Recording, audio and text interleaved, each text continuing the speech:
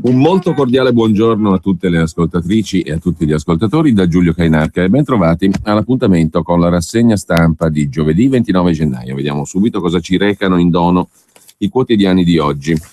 A partire dalla prima pagina, come al solito, del Corriere della Sera, che naturalmente, ovviamente, scontatamente apre sulla Presidenza della Repubblica, la sfida di Renzi su Mattarella. Proposto l'ex ministro Mattarella, giusto appunto, Sergio, giudice costituzionale, con il no del centrodestra. Oggi nuovo colloquio con Berlusconi. Renzi spera di chiudere già domani. I 5 Stelle indicano una rosa, ci sono anche Bersani e Prodi nella rosa dei 5 Stelle. Oggi si inizia a votare per la scelta del capo dello Stato. Berlusconi avrebbe insistito su Giuliano Amato, che nel PD però incontra molte più resistenze di Mattarella. No a Mattarella da parte di Angelino Alfano. E Renzi, a sorpresa, ha consultato Confalonieri per convincere Berlusconi. Confalonieri, il numero 1 di Mediaset.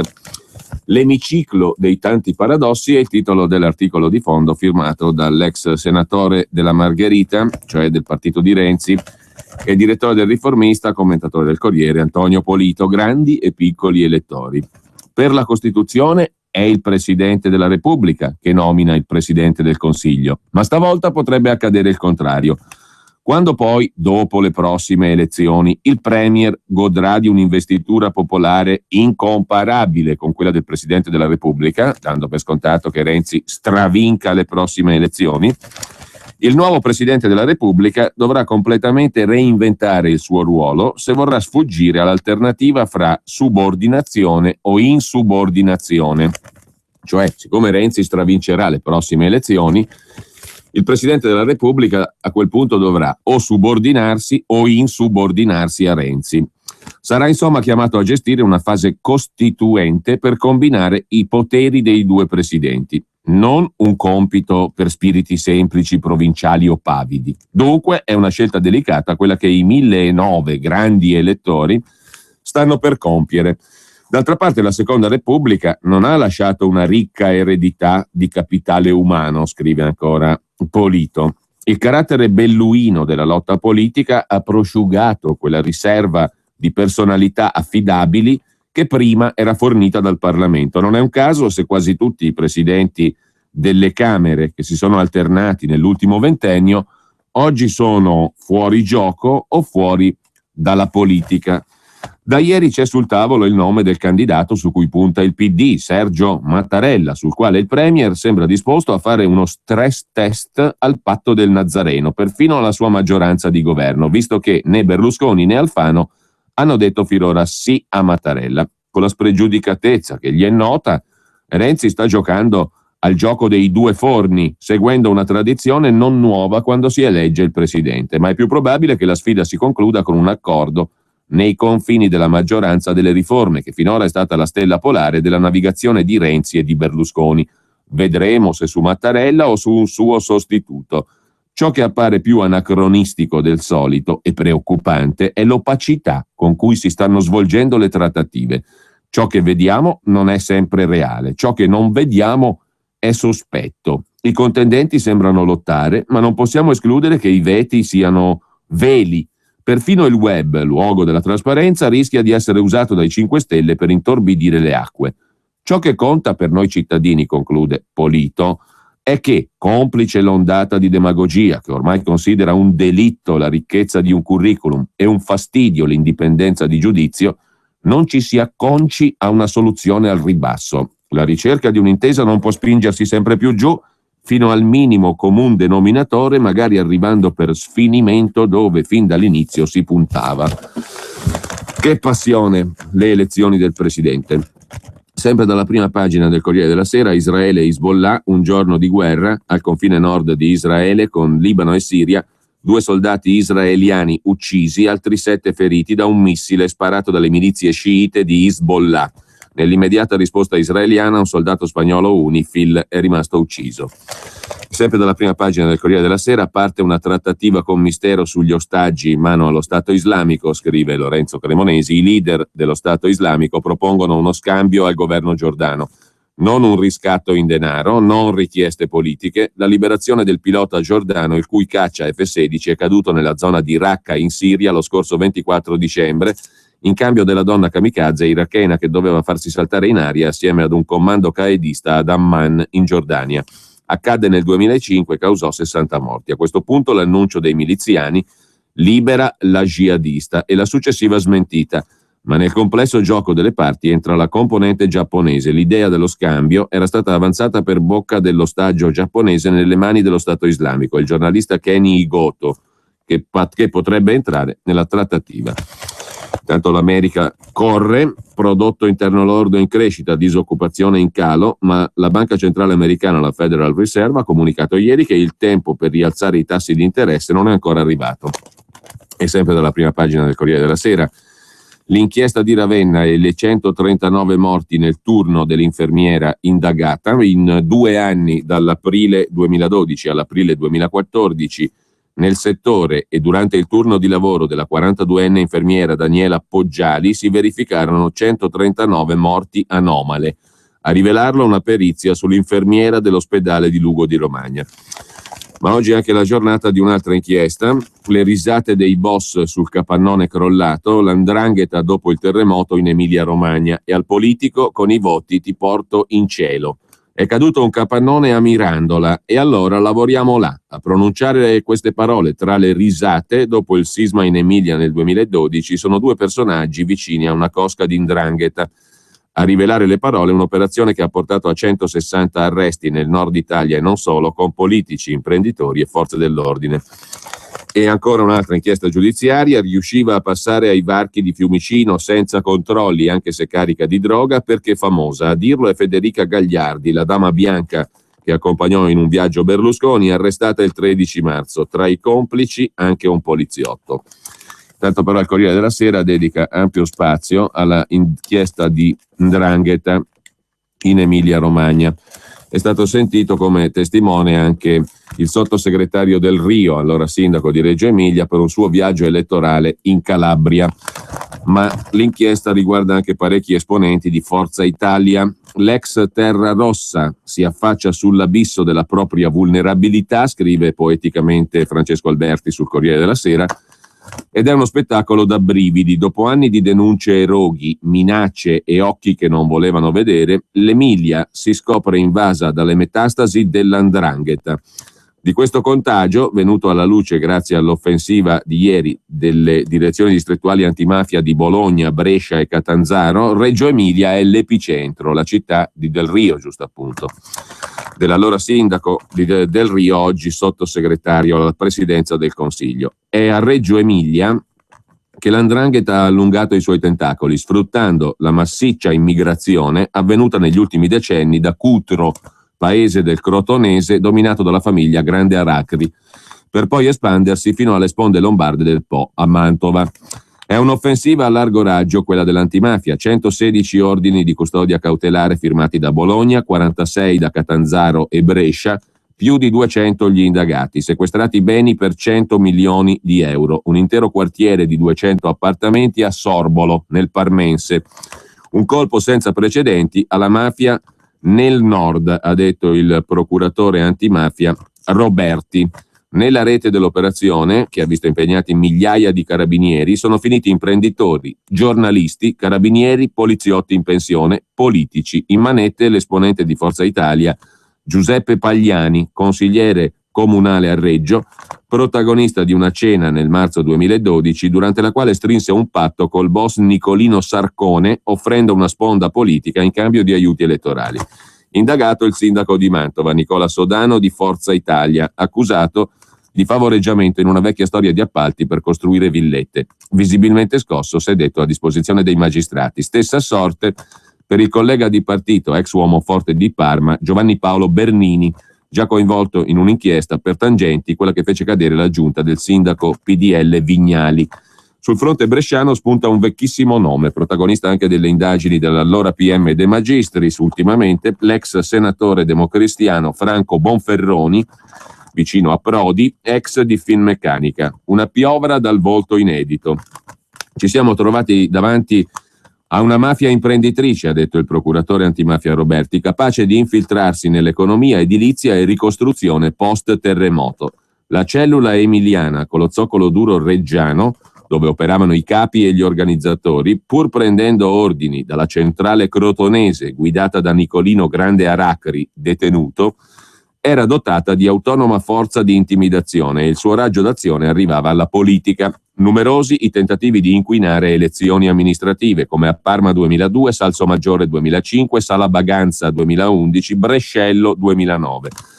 Tra le 54 persone a cui è contestata l'associazione di stampo mafioso, i fratelli di Nicolino Grande Aracri, Domenico che fa l'avvocato ed Ernesto, considerati gli emissari al nord della cosca, il boss Nicolino Sarcone e altri membri della famiglia. Il pezzo forte dell'Andrina era l'economia.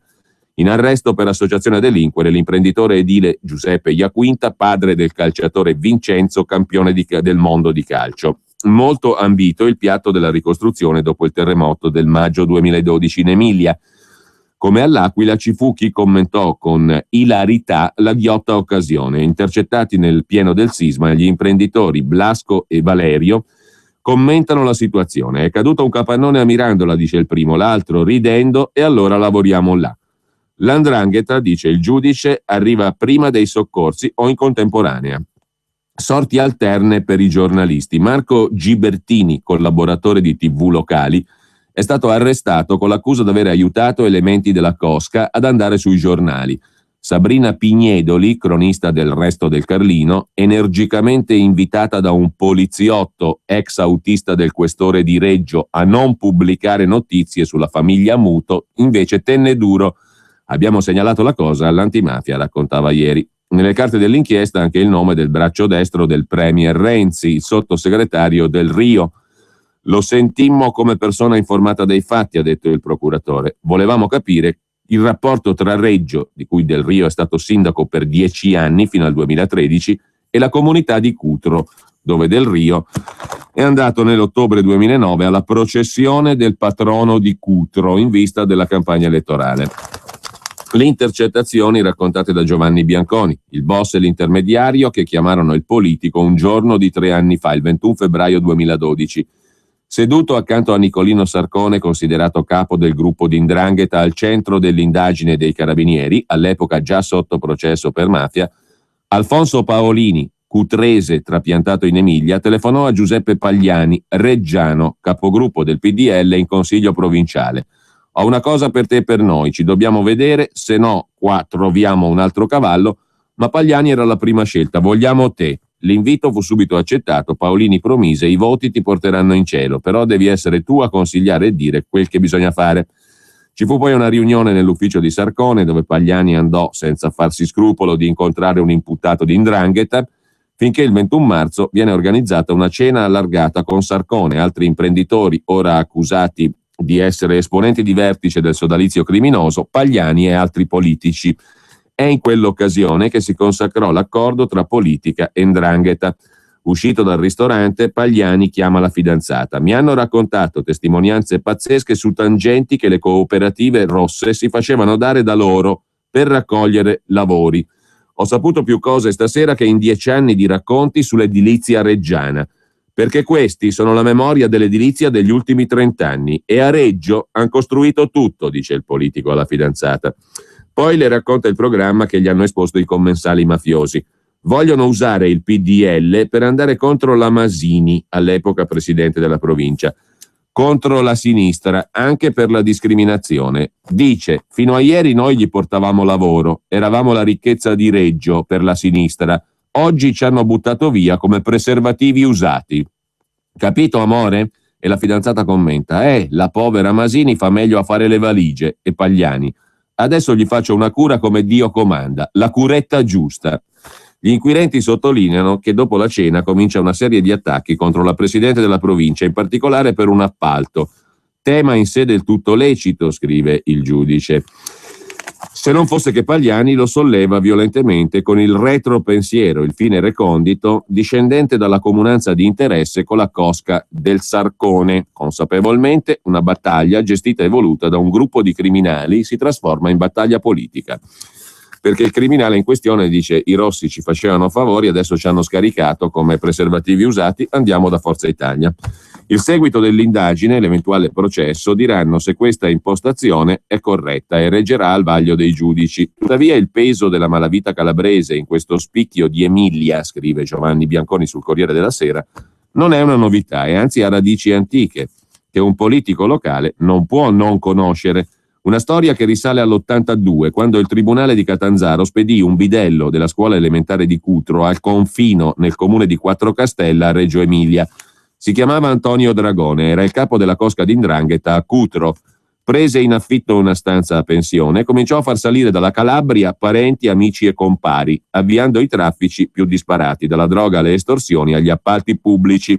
Crebbero gli affari e i sospetti che portarono in carcere prima Dragone, poi suo nipote, lasciando a mano libera a uomini di fiducia che presto si rivelarono concorrenti come Nicolino Grande Aracari, detto Mano di Gomma, il quale conquistò una posizione egemone che divenne incontrastata dopo l'omicidio di Antonio Dragone, assassinato a colpi di Kalashnikov a Cutro nel maggio 2004. Con quel delitto finisce una faida.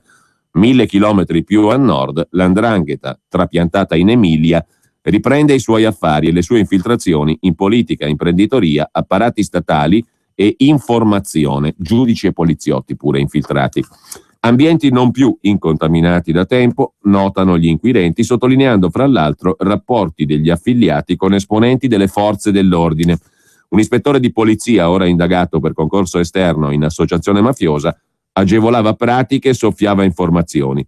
Un agente, già autista del questore di Reggio Emilia, accusato di minacce a una giornalista perché non si occupasse più di un paio di personaggi. Comportamenti abituali nella Calabria in mano all''ndrangheta erano divenuti tali anche in Emilia, dove si potrebbe dire che gli 'ndranghetisti raramente fanno la fila, proprio perché hanno qualcuno che fissa loro appuntamenti, li riceve all'ingresso della questura, li conduce all'ufficio competente e cura di accelerare la definizione delle questioni. Sono solo cortesie, pensano evidentemente gli uni e gli altri, e si frequentano con normalità, condividendo pranzi, cene e interessi vari come l'equitazione. Come tramite tra 'ndranghetisti e forze di polizia, i PM citano Alfonso Paolini, che dispone di un'agenda di contatti molto estesa ed efficace. È lo stesso che telefonò al consigliere provinciale Pagliai e il cerchio si chiude. Brescello da Don Camillo alla mafia, scrive ancora il Corriere col commento di Paolo Di Stefano. Poi c'è l'altra vicenduola giudiziaria che riguarda la signorina Federica Gagliardi, 33 anni, fece la campagna elettorale per Renata Polverini, divenuta nel 2010 governatrice del Lazio. L'esperienza in regione dura fino a maggio 2013. Era stata portata al comitato della Polverini da Giulio Violati, marito di Maria Grazia Cucinotta, l'attrice. Dopo la vittoria della Polverini passa a lavorare in regione col segretario generale dell'ex UGL, il sindacato di destra. Nel giugno 2010 fa parte dello staff che segue Berlusconi a Toronto per il G8. È inserita nella squadra all'ultimo momento come ospite di Berlusconi, il quale si giustificò dicendo che le segretarie erano tutte malate. Gagliardi accompagnò il premier anche a Panama. Passava ai varchi di sicurezza dell'aeroporto di Fiumicino senza controlli. Doveva andare così anche il 13 marzo scorso e invece Federica Gagliardi si è ritrovata in manette mentre era ancora sulla scaletta del volo che la portava a Roma da Caracas. Nel trolley 23 kg di cocaina. Non riusciva a crederci che l'avessero fermata. Il motivo lo ha spiegato ai magistrati dopo l'arresto.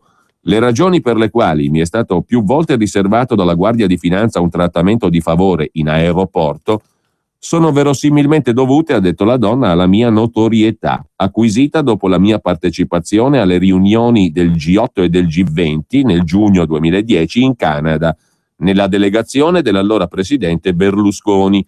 Per questo ho avuto notorietà. Per qualche mese sono apparsa su quotidiani e rotocalchi, per cui è possibile che questo effetto mediatico abbia agevolato coi finanzieri il mio trattamento a Fiumicino. Una vera dama bianca, travolta però dalla ricerca di soldi e di successo, scrive Il Corriere della Sera, che poi si occupa, ce ne occupiamo volentieri e godendo al massimo anche noi, del Presidente della Repubblica, il Quirinale, il PD che spinge per Mattarella, l'incontro con Bersani, 2 ore con Berlusconi che insiste su Amato. La partita è lunga e aperta, nulla di definito, dicono i due renzianissimi Guerini e Serracchiani.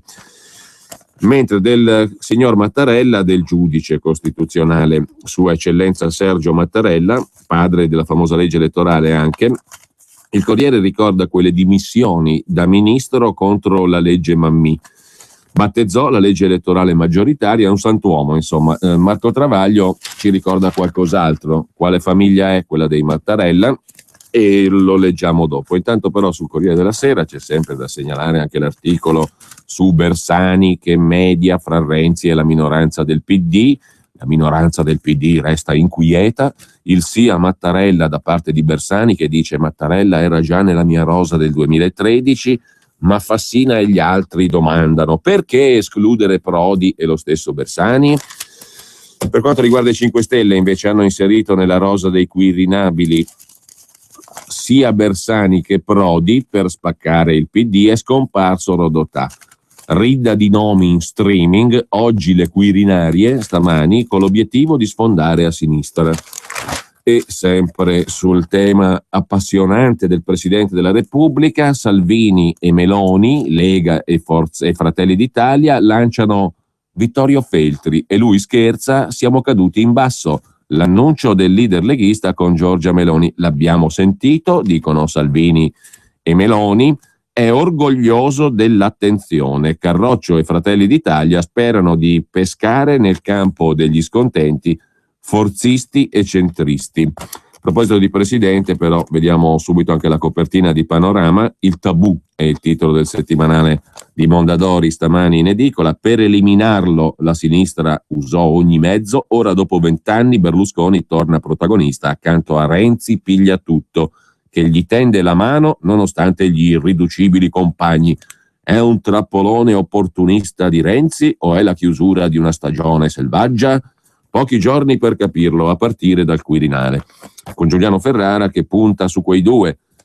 Il patto del Nazareno tra Renzi e Berlusconi, scrive Ferrara, ha rivoluzionato gli equilibri della politica italiana dopo decenni nei quali si è tentato di eliminare Berlusconi, ma c'è da fidarsi dello spregiudicato Matteo che tende la mano? Giuliano Ferrara non ha dubbi e ne spiega i motivi su Panorama. Altri invece temono il trappolone. Il voto per il Quirinale sarà un bel banco di prova, scrive Panorama, che poi intervista con Maurizio Tortorella Matteo Salvini. Voglio fare come Tsipras, è il titolo dell'intervista. Se si votasse domattina la Lega andrebbe da sola. Matteo Salvini rifiuta le proposte di intesa del centrodestra e alle regionali pure è pronto a presentarsi isolato. Sa di rischiare molto, ma vuol seguire l'esempio dell'estrema sinistra greca. Meglio perdere ma giocare il tutto per tutto, dice Salvini a Panorama.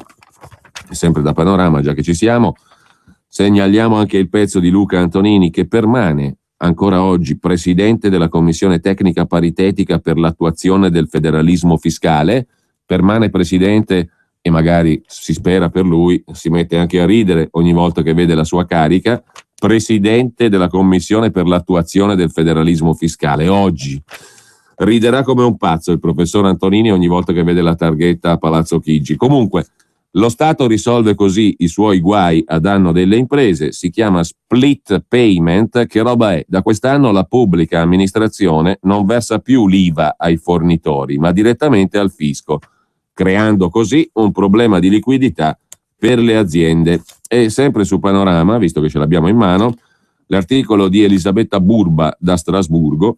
C'è una giustizia alla Corte di Strasburgo, la CEDU, la Corte Europea dei Diritti dell'Uomo, una giustizia che mette una pezza alla giustizia italiana per lungaggini processuali e sovraffollamento carcerario, due mali recentissimi della giustizia italiana. Il nostro paese è ancora ai primissimi posti nella classifica delle violazioni dei diritti umani. Negli ultimi mesi il contenzioso si è ridotto. Da non perdere poi il pezzo dell'islamista dell'Università Cattolica di Milano, il professor Paolo Branca, il quale ci dice: guardate che il Corano è una meraviglia, è un alibi usato dai terroristi, perché il testo del Corano è stupendo, è meraviglioso. nelle interpretazioni del testo sacro dei musulmani è prevalsa la posizione di alcuni giuristi che hanno dato il via alla Sharia. Molti tentativi di dare letture più moderne sono naufragati per colpa della politica, perché spesso ignoranza e mancanza di libertà fanno comodo. Su quest'ultima frase c'è solo da concordare. Ignoranza e mancanza di libertà fanno comodo, fanno molto comodo. Poi bisogna vedere a chi, però non certo al popolo. Popolo, che parolaccia, scusatemi.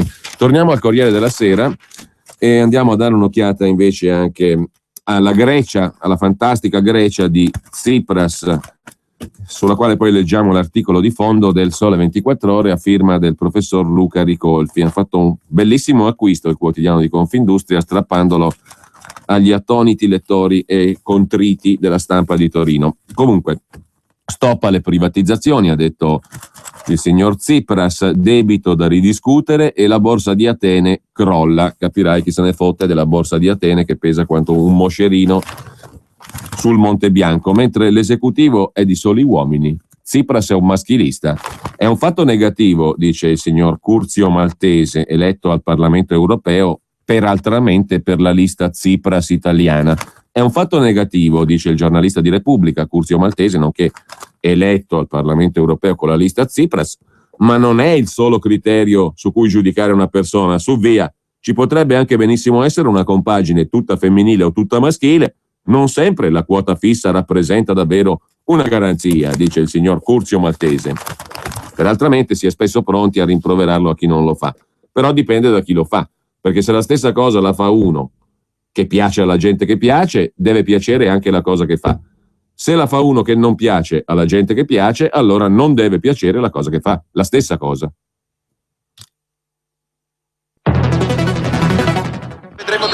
Mi chiamo Simone De Angelis e sono un meccanico. Consiglio ai miei clienti di usare regolarmente Esso Supreme Diesel. Vi consentirà di fare più chilometri con 1 litro rispetto al gasolio standard Esso. Un bel vantaggio, perché so quanto è importante risparmiare. Gol! Gol! E vai! Io l'adoro, ma non quanto la mia squadra del cuore, ovviamente. Nuovo Esso Supreme Diesel. Te lo consiglia Simone. Provalo subito. Limitazioni e condizioni su carburanti.esso.it. X è una potenza. X è un fattore che ti rende unico. X è il segno di una scelta. X è mistero, X è trasgressione, X è sexy. X è un momento che non può aspettare. Fiat 500X è arrivata. Più grande, più potente e sempre pronta all'azione. Scopri il crossover Fiat disegnato, progettato e costruito in Italia. Vieni a provarlo anche sabato e domenica in tutte le concessionarie Fiat. Non c'era una volta una Golf alimentata a metano, ma adesso ce ne sono 2. C'è la nuova Golf TGI che con soli 3,50 € ti fa fare più di 100 km.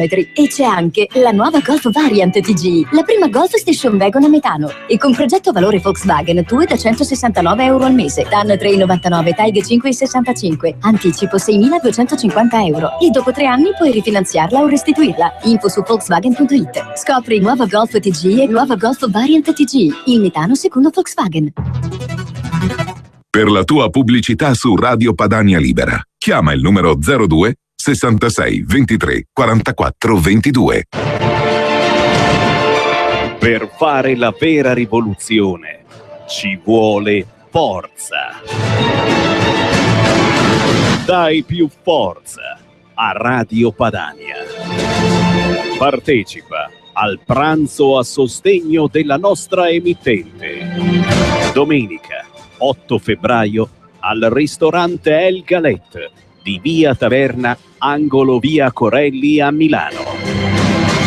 C'è un numero da chiamare per essere dei nostri: 339 63 95 685.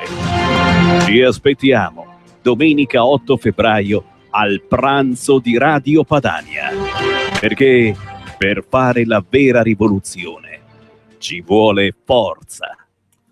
Intanto il nuovo governo greco si oppone alle sanzioni europee contro la Russia e a ulteriori provvedimenti punitivi. Consultazioni fra Stati Uniti e Germania sulla posizione che ha preso la Grecia a favore della Russia. Dopodiché il Corriere della Sera dedica un articolo a Yanis Varoufakis, 53enne, docente in Gran Bretagna, economista, tornato in Grecia come consulente dell'ex leader del Partito Socialista, il PASOK Papandreou. Dal 2012 lavorava come consulente a Valve, il colosso dei videogiochi per computer, gestiva l'economia virtuale del portale Steam.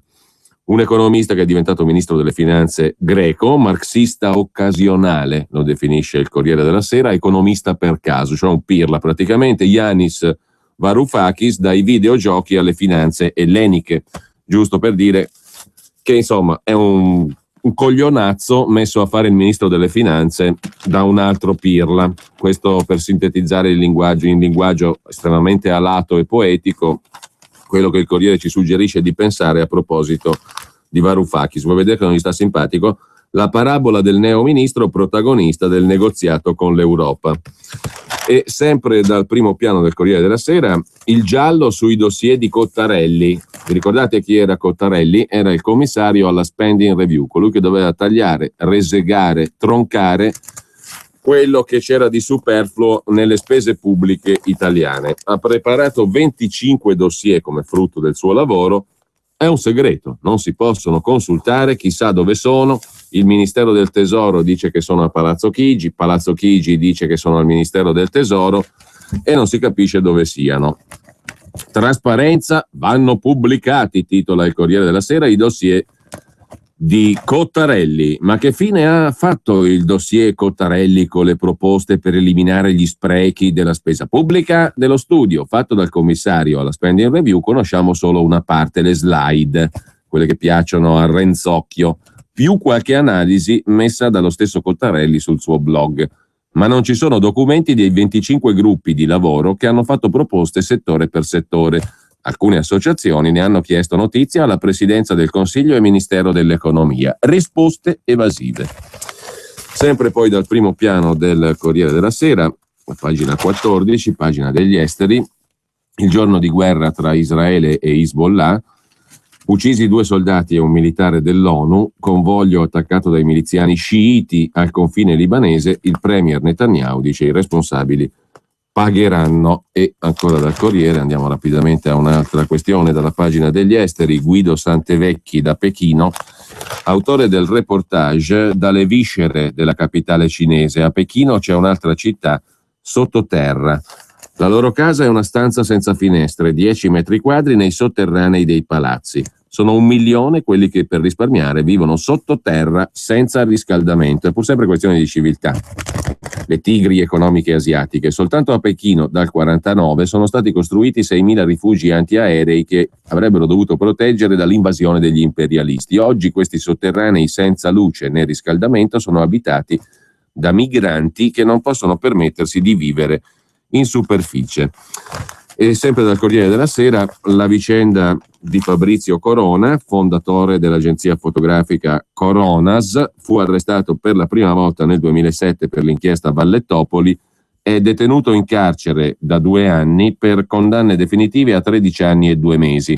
Lo scorso febbraio il GIP di Milano aveva riconosciuto la continuazione fra alcuni reati riducendo la pena a 9 anni. Prima della decisione della Cassazione gli restavano da scontare 6 anni e 8 mesi. La Cassazione annulla lo sconto di pena, ora rischia di restare in carcere 13 anni invece di 9. Corona disperato, giocano con la mia vita, dice. Poi vedremo il commento di Filippo Facci su Libero su questa storia di Corona e la sua pena enorme, in effetti, rispetto ad altri reati. Un tizio ha ammazzato a pugni la moglie, 4 anni. A Roma, notizia di ieri. Mentre a pagina 27 del Corriere della Sera c'è la storia di una signora che ha fatto bancarotta, debito rinegoziato da 87 a 11.000 euro, il conto con Equitalia ridotto dal giudice, applicata la legge varata da Monti nel 2012. Rossella Stucchi, 53 anni, impiegata, è riuscita a chiudere il debito con il fisco dopo 13 anni con uno sconto. Si è vista ridurre dal Tribunale di Busto Arsizio Varese il conto nei confronti di Equitalia da 87.000 a 11.000 euro. Anche le famiglie ora possono evitare il fallimento come le società per azioni, presentando al Tribunale il piano del consumatore, cioè una proposta di accordo di rientro dal debito. Come ha fatto la signora Stucchi? Ricorrendo alla legge 2012, ancora poco usata, che regola la composizione della crisi da sovraindebitamento. La norma è stata emanata dal governo Monti, ritoccata dal governo Letta, per aiutare consumatori e piccoli imprenditori in difficoltà che a causa della crisi non riescono a far fronte ai debiti. La signora Stucchi chiude un'odissea cominciata nel 2002, quando, racconta, mi è arrivato un avviso di accertamento sull'anno di imposta 96. Le venivano contestati 26 milioni di vecchie lire, una pretesa tributaria per maggior reddito. Ho fatto ricorso, dice la signora Stucchi, ma non è stato accolto. Ne ho fatto un secondo con lo stesso esito. Ero separata all'epoca con 2 figli piccoli a carico e uno stipendio di 1.200 euro al mese. Non potevo pagare quanto mi contestavano. Sono maturati gli interessi a un livello mostruoso, ma non potevo fare nulla. Non sono stati momenti facili, ho avuto problemi di salute, col lavoro problemi, sono stata in cassa integrazione più di un anno, ora ho un impiego part-time da 1.080 euro al mese. È morto mio padre, ho ricevuto nel 2012 in eredità con mia madre e mio fratello la casa di famiglia, a me spettava un sesto, un anno dopo, 2013, ho ricevuto da Equitalia comunicazione di preventiva iscrizione ipotecaria della casa di mia madre. L'abitazione poteva essere ipotecata ma non venduta da Equitalia perché si tratta di casa principale, come previsto dal decreto del fare. Comunque il risultato era che la signora si è vista un importo iscritto a ruolo di 51.000 euro più 30.000 di interessi più 2.780 di compensi di riscossione. Il tutto lievita fino a 86.900 euro da rimborsare con uno stipendio di 1.000 euro al mese e nessun altro bene eccetto quel sesto di casa. Ho chiesto la rateizzazione del debito, dice la signora Stucchi, ma dovevo pagare 1.000 euro al mese, tanto quanto le mie entrate. Impossibile. La via d'uscita, la legge per la composizione delle crisi da sovraindebitamento, quella del governo Monti, poi Letta, che prevede che il consumatore, gravato da passività non derivate da attività di impresa o professionale, presenti un piano di ristrutturazione del debito. La procedura comporta che il consumatore possa essere ammesso a pagare il proprio debito anche in misura non integrale a determinate condizioni. Se il giudice approva, questo diventa vincolante per i creditori. Abbiamo offerto al tribunale tutto il patrimonio della signora, dice il suo avvocato, cioè la porzione della casa di famiglia che è stata venduta, valore 11.000 euro. Il giudice ha accettato con buona pace di Equitalia. A questa procedura, conclude il Corriere della Sera, possono ricorrere non solo i privati, ma tutti i debitori non fallibili dal punto di vista tecnico, quindi piccoli imprenditori e professionisti. In tal caso però la proposta di accordo comporta il consenso di almeno il 60% dei creditori. Pagina 27 del Corriere della Sera. Infine, sempre dal Corriere, facciamo in tempo anche a segnalare 2 commenti. Quello di Gian Antonio Stella sulla trasparenza necessaria al Quirinale, sui costi della politica, perché molto resta da fare. I dati del Quirinale non sono sempre pubblici, non sono semplici da trovare, come invece già accade da anni per istituzioni come Buckingham Palace o la Casa Bianca. C'è poi l'articolo a proposito di governo Monti del suo ministro Enzo Moavero Milanesi. L'Europa condannata ai piccoli passi non ci convince più, l'attuale Unione non è indissolubile, si può immaginare una nuova entità in grado di osare un programma federale subordinato all'approvazione popolare. Con questo bellissimo auspicio noi lasciamo il Corriere della Sera per andare però alla cronaca lombarda che ci riporta alla guerra santa coranica a Milano. Chiuse le indagini su 13 siriani e egiziani accusati di terrorismo. Vicini ad Al-Qaeda preparavano armi chimiche per fare amicizia con noi. Ricostruite dalla polizia le spedizioni punitive contro i sostenitori di Assad. Un anno di raid con botte e pestaggi agguati tra Cologno Monzese e Parabiago. L'elettricista Haysam Sakhan ha vissuto a Cologno Monzese per 14 anni, fino al 2012, quando, dopo aver inneggiato sul suo profilo Facebook al rogo degli alawiti del presidente siriano Bashar al-Assad e dei cristiani, è partito verso Aleppo per unirsi all'esercito siriano libero. È diventato combattente di quella che in un primo momento poteva sembrare resistenza contro il regime. Oggi, secondo la Procura di Milano, è invece Al-Nusra, organizzazione vicina ad Al-Qaeda, quella delle 2 fanciulle cooperanti. alle quali abbiamo cooperato noi col nostro borsino a tornare in Italia. In un video pubblicato dal New York Times, Haitham Saqan compare armato di Kalashnikov durante l'esecuzione di 7 miliziani dell'esercito del presidente Assad. Nei confronti di Saqan e di altri 12 presunti terroristi, 8 siriani, 4 egiziani, i magistrati dell'antiterrorismo Gobbis e Scudieri e il procuratore aggiunto Romanelli hanno chiuso le indagini in attesa di rinvio a giudizio. I reati vanno da terrorismo internazionale anche legato alla preparazione di armi chimiche per 6 indagati, fino al danneggiamento, minacce e lesioni personali, tutti reati aggravati dalla finalità terroristica. Perché prima di partire verso la Siria, gli uomini dell'elettricista di Cologno Monzese hanno combattuto una guerra civile in Italia, pestaggi e spedizioni punitive tra Brugherio, Cologno Monzese, Parabiago, Busto Garolfo. Gli investigatori della Digos hanno ricostruito 2 episodi accaduti la sera del 16 luglio 2011, stesso giorno nel quale a Milano sarà tenuta una fiaccolata pro Assad. Alla manifestazione partecipano un alawita e un cristiano. La loro Mercedes viene seguita mentre rientra verso casa. Si fermano davanti a un supermercato, circondati da una quindicina di persone con spranghe e bastoni, auto distrutta, loro salvati dai carabinieri. Il cristiano finisce al San Raffaele con una gamba spezzata, l'amico è sanguinante e da quel giorno sparisce in Veneto con la famiglia. Nessuna denuncia. Nelle stesse ore agguato al bar Millennium di Cologno Monzese, uno dei ritrovi di siriani. 30 uomini con spranghe e bastoni entrano nel bar, un plotone militare, sono schierati in fila, urlano frasi in arabo, minacciano i 2 titolari, siriani cristiani, del bar. Li accusano di essere pro-Assad. Loro fuggono. Il locale viene devastato, distrutto il bancone, in frantumi le vetrate. Qualche settimana prima, nello stesso bar, aggredito e picchiato un alawita, sempre dopo essere stato accusato di sostenere Assad. Salvato dall'intervento dei baristi, fatto fuggire in cortile. Ma vittime delle spedizioni punitive sono anche un cristiano maronita che vive in provincia di Varese, aggredito sotto casa da 5 persone, anche lui poi fuggito dall'Italia, e un siriano sunnita, musulmano, aggredito e minacciato da 3 connazionali mentre fa la spesa a San Maurizio all'Ambro insieme alla compagna. Violenteremo tua moglie. Altre vittime dei presunti jihadisti fuggite dalla Lombardia o addirittura dall'Italia.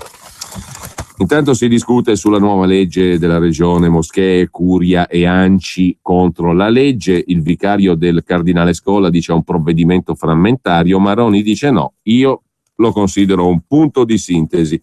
Ricompare il già citato su Panorama professor Paolo Branca, islamologo dell'Università molto cattolica di Milano. Musulmani spinti alla clandestinità da questa legge, una scelta suicida, danni per tutti dalla militarizzazione. Se Branca dice che non va bene, c'è ampia probabilità che la legge vada benissimo, sia giusta, più o meno. Mentre sempre da Milano c'è una bellissima notizia, l'Albero della Vita, una delle meraviglie fantastiche del prossimo Expo 2015, l'abbiamo pagata pochissimo, poi oltretutto al suo fantastico celeberrimo autore, inventore, copiata da un architetto londinese, ma fa niente, non importa, è più bella, la nostra è più bella di quella di quel cucù là di Londra, che ha inventato un albero della vita ridicolo, mentre il nostro Marco Balic, dietro qualche milionata di euro, si è fatto un'invenzione favolosa. Il mio albero della vita ha oltre 1200 spettacoli in 6 mesi. Panem et circenses. Panem se lo intasca qualcuno, i circenses ce li godiamo noi, pagando peraltro ancora un'altra volta. Quindi felici e allegri verso l'Expo del 2015.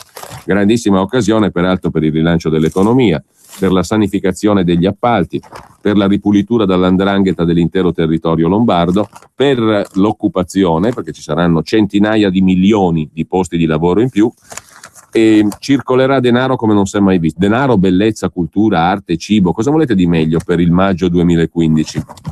Mentre ci mandino pure gli ispettori, noi restiamo chiusi il mercoledì, dicono dal Tribunale di Monza. Scontro sugli organici, più di 30 posti scoperti. Mandino pure gli ispettori, quelli di Roma, noi rimaniamo chiusi. Per quanto concerne invece il fatto che abbiamo citato ieri da Venegono, Varese, è stato il figlio di un vicino di casa ad ammazzare la coppia di anziani uccisi nella loro villetta. Il ragazzo ha confessato, avrebbe agito per denaro. Un testimone lo ha visto vicino al luogo del delitto. L'omicida è Alessandro Lorena, 28 anni, di Castiglione Olona. Disperato per mancanza di soldi, avrebbe pensato di andarli a cercare nella casa di Martino Ferro e Graziella Campello, 80 e 74 anni, che conosceva bene e che probabilmente gli hanno aperto la porta fidandosi di lui, il vicino di casa. Il delitto dunque sarebbe stato compiuto per una rapina, in realtà pochi spiccioli, quelli che gli anziani tenevano in casa per le emergenze. La svolta nelle indagini è arrivata ieri, dopo un giro di interrogatori tra amici di famiglia, parenti e vicini. Una persona che abita in zona ha raccontato di aver visto quel ragazzo nei pressi della villetta martedì pomeriggio in un orario compatibile con quello del delitto. Il giovane è stato portato in caserma e interrogato. Dapprima ha cercato di negare, ha fornito un alibi senza riscontri, gli orari non coincidevano, in serata ha confessato il suo crimine. Successivamente è stato accompagnato nella sua abitazione e in un parcheggio di una zona industriale, dove ha raccontato di aver gettato l'arma con cui ha ucciso Martino Ferro, una mazzetta da cantiere che gli inquirenti in serata stavano ancora cercando. La dinamica della rapina e del duplice omicidio si va chiarendo in queste ore. Lasciamo infine la cronaca lombarda con una segnalazione da Milano, allo spazio Oberdan di Milano, una mostra che promette di essere molto bella, volti, paesaggi e rovine, l'Italia della seconda guerra mondiale vista dal grande fotografo americano Robert Capa, dalla liberazione di Napoli allo sbarco ad Anzio, il viaggio del fotoreporter a seguito degli alleati. Mentre sulla cronaca milanese del Giornale, un appalto su misura per regalare il Leoncavallo, rischio ricorsi e polemiche politiche per lo scambio di aree che dopo 40 anni deve consegnare via Vattò a chi la occupa. Oggi il primo via libera in comune, racconta Luca Fazzo, mentre anche Il Giorno si occupa degli operai che facevano in Italia gli operai, ma erano combattenti siriani capaci di torturare e di uccidere. Indagini chiuse per 13, ormai sono all'estero. Uno di loro individuato in un video messo online dal New York Times, dove si fucilano alla nuca 7 militari di Assad. È la vicenda che abbiamo già raccontato prima. Vediamo però a questo punto anche l'articolo di fondo che citavamo prima, torniamo sulla vicenda greca. L'articolo di fondo del Sole 24 Ore firmato dal professor Luca Ricolfi, Il rosso e il nero, lezioni greche. Chissà cosa avrebbe detto Norberto Bobbio di fronte alla nascita di un governo come quello che si è formato in Grecia. Nello schema di Bobbio, esposto in modo organico nel suo fortunatissimo libro Destra-Sinistra di 20 anni fa, quel che è successo ad Atene non poteva succedere, perché il nuovo governo non è semplicemente rosso-nero, ossia di sinistra e di destra, ma è un'alleanza fra un partito di estrema sinistra e un partito radicale di destra. E nello schema di Bobbio, destra e sinistra estreme hanno un solo elemento in comune, il rifiuto della democrazia. Destra e sinistra estreme convergono solo sul piano dei mezzi, mentre sul piano dei fini restano nemiche, perché la sinistra vuol ridurre le diseguaglianze e la destra le accetta. Dunque, un'alleanza fra destra e sinistra è concepibile solo fra la loro versione moderata, nella misura in cui entrambe accettano di annacquare i loro fini, come accade quando si forma un governo di grande coalizione o di unità nazionale o di larghe intese, come si dice da noi,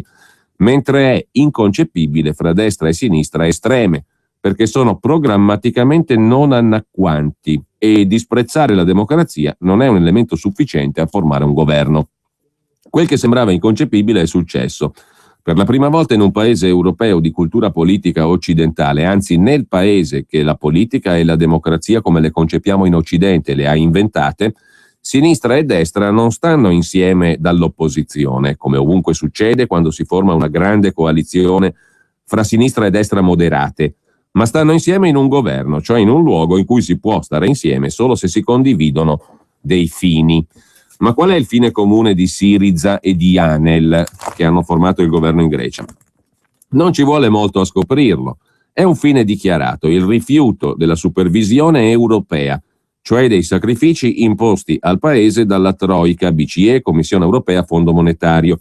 Dunque lo schema di Bobbio è saltato perché nel XXI secolo, in realtà fin dagli ultimi decenni del Novecento, destra e sinistra radicali non solo possono convergere sul piano dei fini, ma non sono certo accomunate dal rifiuto della democrazia, come lo furono in passato fascisti e comunisti. La convergenza di destra e sinistra estreme sui fini, per alcuni studiosi, non è una novità assoluta. Esiste un filone di pensiero politico e storiografico che ha sottolineato le radici comuni del fascismo e del comunismo, non solo sul piano del metodo, il rifiuto della democrazia parlamentare, ma anche sul piano intellettuale e dei contenuti. Derivazione dal socialismo rivoluzionario, paternalismo, primato dello Stato sull'individuo, regolazione collettivistica dell'economia, politica sociale, apertura al mondo del lavoro. Tutti elementi di convergenza segnalati fin dagli anni 60 e 70, soprattutto da Zeev Sternel, autore di Né destra né sinistra, uscito in francese nell'83. Il punto però è che quel che è successo in Grecia, prosegue Luca Ricolfi, nulla ha a che fare con le affinità, che pur ci sono, fra fascismo e comunismo. Nel governo di Atene non siedono fascisti e comunisti accomunati da qualche programma sociale comune. Nel nuovo governo greco siedono esponenti della sinistra e della destra radicali, accomunati dalla ferma volontà di non rispettare gli impegni assunti dai precedenti governi moderati di sinistra e destra. È successo in Grecia, potrebbe succedere altrove, in qualsiasi paese europeo in cui l'ostilità alle autorità sovranazionali che dettano o condizionano pesantemente la politica economica interna abbia superare una certa soglia, la soglia del 50% dei voti, o anche la soglia di voti che permette di avere la maggioranza dei seggi, il 40% secondo la nostra nuova legge elettorale Italicum.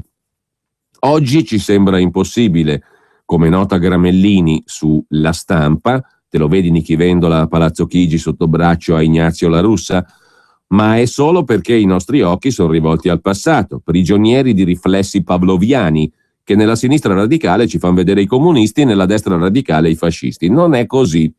Destra e sinistra radicale stanno insieme per due ottimi motivi: quello di avere un nemico comune, le autorità europee, e un obiettivo condiviso, liberarsene al più presto. Il problema è: per andare dove?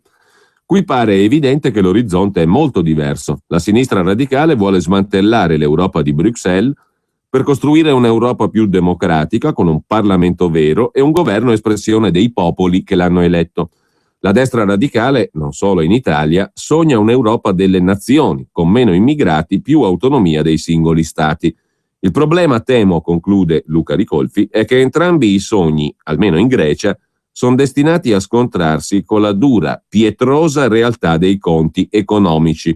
Il nodo Grecia sarà sciolto piuttosto in fretta e lo sarà in uno dei pochi modi possibili: sconto sul debito, salvataggio, default, uscita dall'euro. Quanto ai sogni, ci vorrà molto più tempo per capire dove i popoli europei decideranno di andare. Detto questo, torniamo all'ex giornale di Ricolfi, cioè La Stampa di Torino, che apre sul Quirinale con Renzi che, proponendo Mattarella, sfida Berlusconi, e lo Stato che però scorda di acquisire e gestire i beni confiscati alle mafie. L'Agenzia Nazionale è senza personale e senza dati. Denunzia La Stampa in prima pagina e alle pagine 10 e 11. La leggenda dei beni sequestrati alla mafia. Poco personale, nessun registro, abbandono, confusione, un viaggio nello sfascio dell'agenzia calabrese che dovrebbe gestirli. Il reportage di Nicolò Zancan da Reggio Calabria. Dice il direttore amministrativo dell'agenzia che dovrebbe gestire i beni mafiosi, Massimo Nicolò: siamo in pochi, tutti sparano a zero contro di noi, ci sono problemi quotidiani, non ce la facciamo, non possiamo farcela. Siamo dentro un gigantesco imbuto burocratico. In teoria la legge ci darebbe la possibilità di assumere 100 persone, ma sono costi a carico delle amministrazioni di provenienza che si rifiutano di darci il personale, oppure lo richiamano indietro quando lo abbiamo appena formato. Non ci danno i mezzi per lottare, siamo una scatola da riempire. Fotografia della villa di via Bernini a Palermo, l'ultima residenza di Totò Riina da libero, tra qualche giorno diventerà una caserma dei carabinieri. Poi Roma, villa appartenuta al boss della banda della Magliana Nicoletti, c'è la casa del jazz adesso. Poi Piemonte, San Sebastiano del Po, Cascina Caccia, appartenuta a Domenico Belfiore, boss dell''ndrangheta, mandante dell'omicidio del procuratore di Torino Bruno Caccia nell'83, adesso è una fattoria affidata a Libera. di Don Ciotti. Ci si potrebbe fermare qui, scrive Nicolò Zancan da Reggio Calabria, un passo oltre la porta dell'Agenzia Nazionale per i Beni Confiscati alle Mafie, al cospetto delle parole del direttore amministrativo Massimo Nicolò. 165.000 euro di compenso annuo, di cui 14.000 di premio di risultato. Le parole sono quelle che abbiamo detto prima, e sono le parole di uno che dice qua non c'è nulla. Ci si potrebbe fermare qui, racconta Zancan, dentro questa palazzina gialla sgraziata, con le bandiere arrotolate e i corridoi vuoti, un silenzio spettrale. Ma sarebbe un errore, ci perderemmo delle sorprese, quelle che un sostituto procuratore di Catanzaro, Vincenzo Luberto, definisce provvedimenti manifesto. Sono leggi inventate con lo scopo unico di mettere in scena belle intenzioni, mentre nel concreto si fa l'opposto. Luberto sostiene che le cose in Calabria, tutte quelle che riguardano la lotta all''ndrangheta, si ispirano al principio fare finta di. Voi giornalisti, dice il procuratore, guardate sempre il dito, vi perdete la luna. Quale sarebbe la luna? Prendiamo il caso del processo al clan Muto di Cetraro, il re del pesce, le cui vicende ascolteremo dopo la pubblicità, le previsioni del tempo. Nel resoconto il reportage di Nicolò Zancan sulla Stampa. Da MediaWorld c'è la Hot Price Week, la settimana dei prezzi più forti. Un esempio, iPad mini 2 con display Retina 16 GB Wi-Fi a €269,99, solo dal 29 gennaio al 4 febbraio. MediaWorld, voglio il mondo. È stato bello finché è durato. Ora però ti rottamo. Se ami la tua pelle, Rottama è il tuo vecchio fondotinta. Portalo in farmacia. Subito per te il 20% di sconto su un nuovo fondotinta Vichy. Sconto minimo consigliato sul prezzo praticato dal rivenditore. Valido dal 15 gennaio al 15 aprile 2015. Farmacie aderenti su vichy.it. Per la tua pubblicità su Radio Padania Libera, chiama il numero 02 66 23 44 22. La dentiera ti dà problemi? Con Pentadent potrai passare in breve tempo dalla dentiera alla protesi fissa. Negli ambulatori Pentadent troverai esperienza pluriennale ai massimi livelli, costi accessibili con possibilità di finanziamenti agevolati, sedi distribuite nel territorio per facilitare i controlli periodici. E per i residenti in Lombardia possibilità di usufruire del contributo offerto dal Servizio Sanitario Regionale. Per informazioni chiama l'800 700 860 o vai su pentadent.it. Salve, sono Giovanna della Mondoflex. Mondoflex. Adesso su tutta la nostra produzione, saldi, saldi, saldi.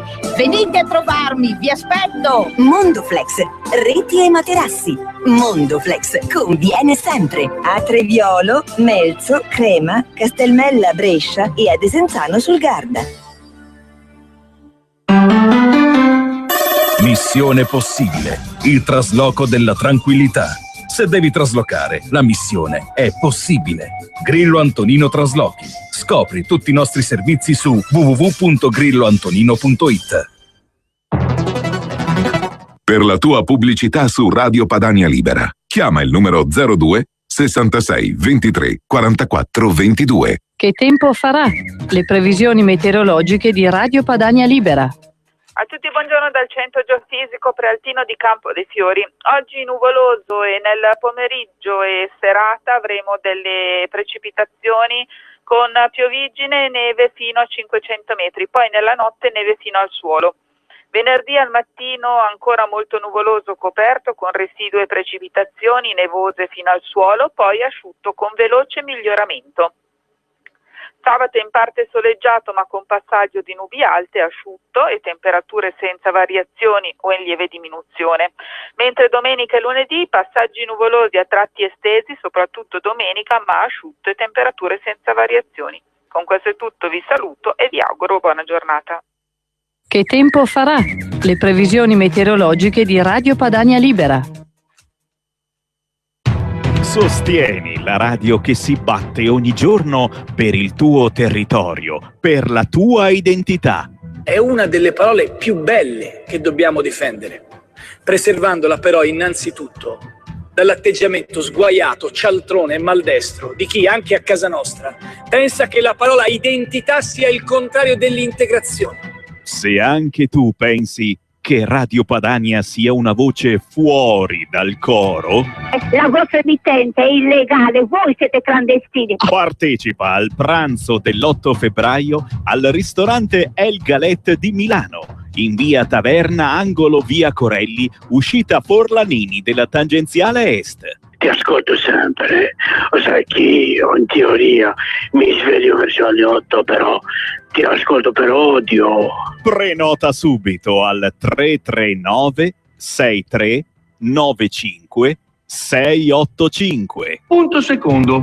Conviviamo pure con i fondamentalisti islamici, coi fancazzisti albanesi, coi zingari, coi slavi. 339 6395 685 per prenotare il pranzo con Radio Padania a sole 35 euro. Vai a curarti la titta di merda. Prenota subito, prima che sia troppo tardi. Ma finitela, Italia non è vostra Italia, capito? Di chi è? C'ha ragione questo qua, non Sammy Varin. Ad ogni modo, torniamo al procuratore Luberto, il quale dice: voi giornalisti guardate sempre il dito, vi perdete la luna. La luna quale sarebbe? Prendiamo il caso del processo al clan muto di Cetraro, il cosiddetto re del pesce, 22 condanne, grandi titoli sulla costituzione di parte civile della presidenza del Consiglio. La prima volta che succedeva in Italia, segnale forte, 2006, poi sono passati 8 anni, nessuno è andato davanti al giudice civile a chiedere la quantificazione del risarcimento. Lo Stato italiano poteva recuperare soldi dalla famiglia in questione, ma non lo ha fatto. La Calabria, scrive ancora Zancana, è un pozzo di notizie. Ed è vero quello che ha dichiarato il procuratore generale di Torino Maddalena all'apertura dell'anno giudiziario. L'impressione è quella di un sistema allo sbando. Riuscire a ripristinare la legalità nei confronti delle grosse organizzazioni mafiose è impresa quasi impossibile. Su 59 beni sequestrati a Torino, 58 sono ancora nelle mani degli illegittimi proprietari. Beni che l'agenzia, con sede a Reggio Calabria, nemmeno conosce. Mancano i collegamenti, il sito internet non è aggiornato, spesso il telefono squilla a vuoto. Il direttore amministrativo Nicolò è l'unico ad aver accettato di rispondere alle nostre domande.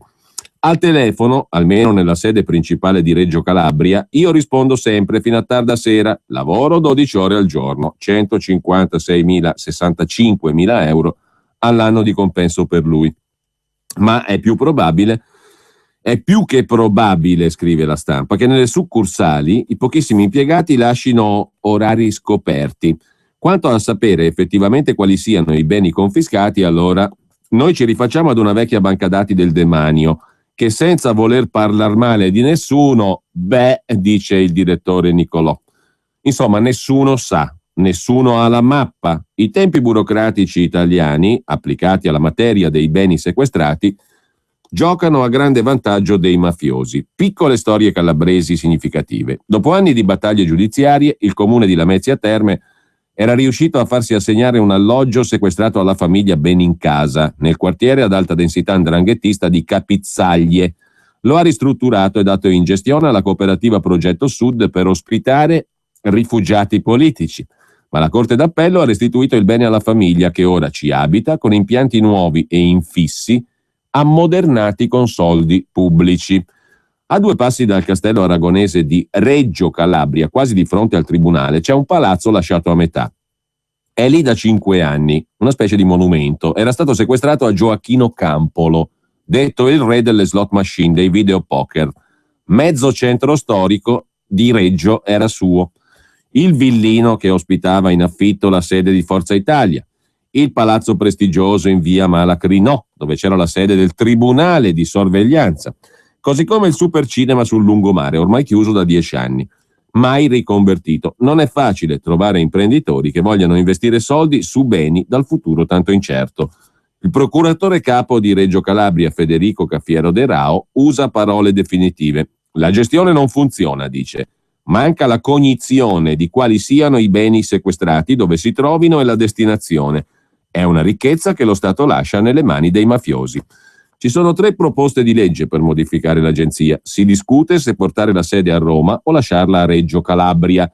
Il problema è politico, dice un impiegato a fine turno con aria abbacchiata. Ecco, ancora la luna, la politica, scrive l'inviato a Reggio. Certo che aver l'idea di mettere un'agenzia per i beni confiscati a Reggio Calabria, voglio dire, lì c'è un altro Stato e quelli dello Stato italiano fanno finta di non saperlo. Mettono l'agenzia per gestire i beni confiscati alla mafia a Reggio Calabria, nella capitale di un altro Stato, ma cose da pazzi. Un po' di realismo. Mentre sempre dalla prima pagina della Stampa di Torino, il primo strappo di Tsipras con l'Europa, il nuovo governo greco blocca le privatizzazioni e alza il salario minimo. Sempre poi dalla cronaca torinese c'è la vicenda del omicidio di Alberto Musi, 44 anni, avvocato, docente universitario, capogruppo UDC al Consiglio Comunale di Torino. I giudici condannano l'imputato Francesco Furchi all'ergastolo. Lui continua a negare e dice: sono innocente. È arrivato a sentenza il caso del consigliere comunale assassinato nel 2012. È un'ingiustizia, sono innocente, dice Francesco Furchi. Sguardo basso dopo la lettura della sentenza, scrive la Stampa, che lo condanna all'ergastolo, colpevole di aver ucciso l'avvocato torinese Alberto Musi. Ma un istante prima gli occhi si erano incrociati con quelli del presidente della Corte d'Assise Pietro Cappello, intento a leggere le 2 pagine in cui, oltre alla condanna, vengono decisi i risarcimenti per la vedova Musi, le figlie, le parti civili, poco più di 1.200.000 euro. La sorella di Furchi, Caterina, fugge dall'aula sconvolta.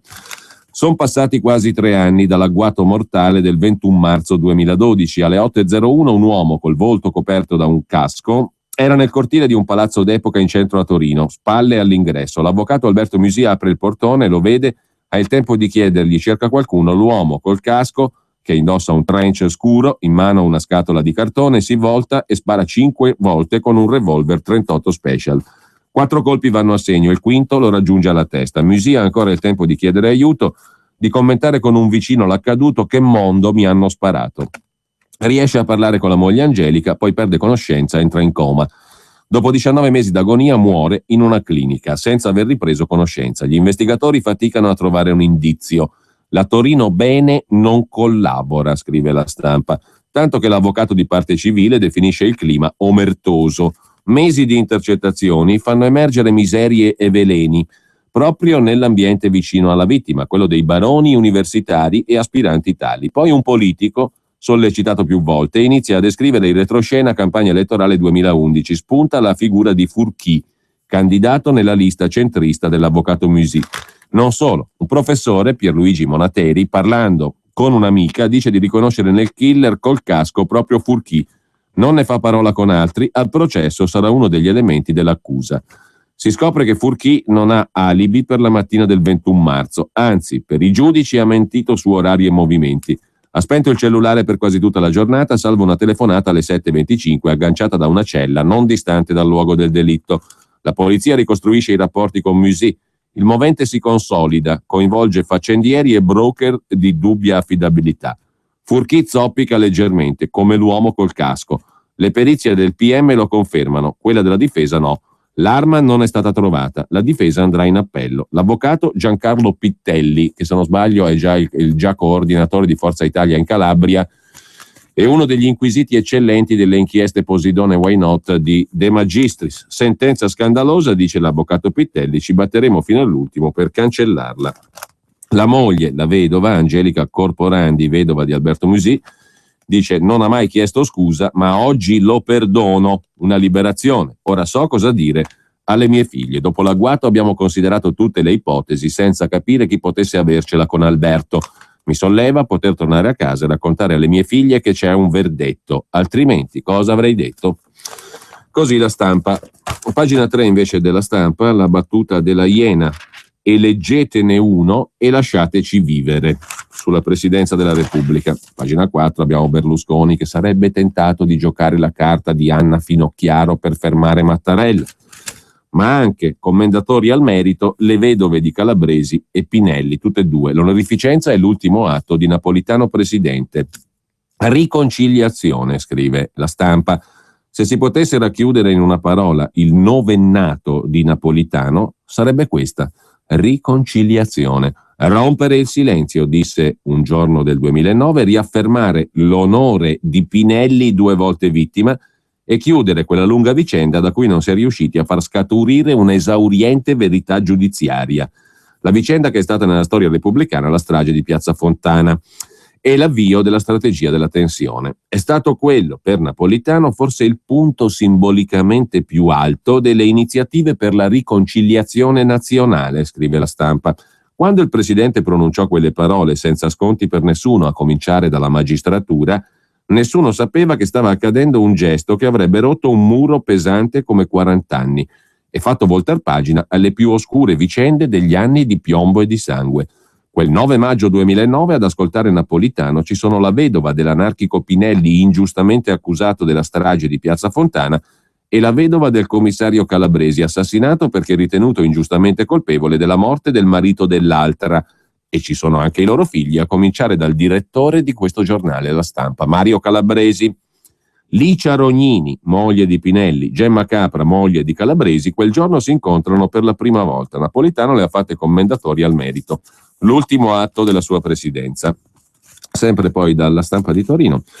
Andiamo rapidamente a pagina 11. Laddove c'è un articolo di Giuseppe Salvaggiulo sulle 10 sigle più astruse della burocrazia italiana. Vado all'URP e consegno il DURC al RUP. Gli acronimi da simbolo di rapidità a mostro di complicazione. TRAP, GRTN, AEG, MATM, FEOGA, DAGL, DURC, SISTRI, AIR, SIRCE. Sono alcune delle sigle, le 10 sigle, anzi, peggiori della burocrazia, secondo il dottor Ciro Amendola, protagonista del romanzo di Alfonso Celotto pubblicato da Mondadori. Esempi di efficienza e sintesi nel mondo classico, SPQR, care al futurismo, le sigle sono state pervertite dalla burocrazia italiana che le ha trasformate in simboli di inefficienza. Il dottor Ciro Amendola, direttore Gazzetta Ufficiale, Gran Commis, uscito dalla penna del costituzionalista e romanziere Alfonso Celotto, si è divertito a raccogliere le 10 sigle più inutili, demenziali e astruse e a combinarle in frasi come vado all'URP per chiedere il CUP e consegnare il DURC al RUP. Italiano e non Grammelot. Vado all'ufficio relazioni col pubblico per chiedere il codice unico del progetto e consegnare il documento unico di regolarità contributiva al responsabile unico del procedimento. Presto il DURC diventerà SIRCE, Sistema Informativo Regolarità Contributiva Edile. Il cittadino resta disorientato, il dottor Amendola mai.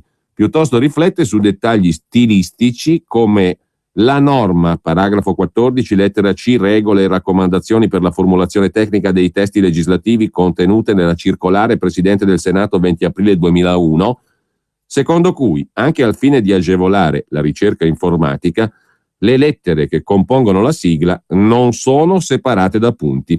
E non gli sfugge che nel testo unico sull'edilizia si era introdotta la dichiarazione inizio attività, che è abbreviata è uguale alla direzione investigativa antimafia nata anni prima.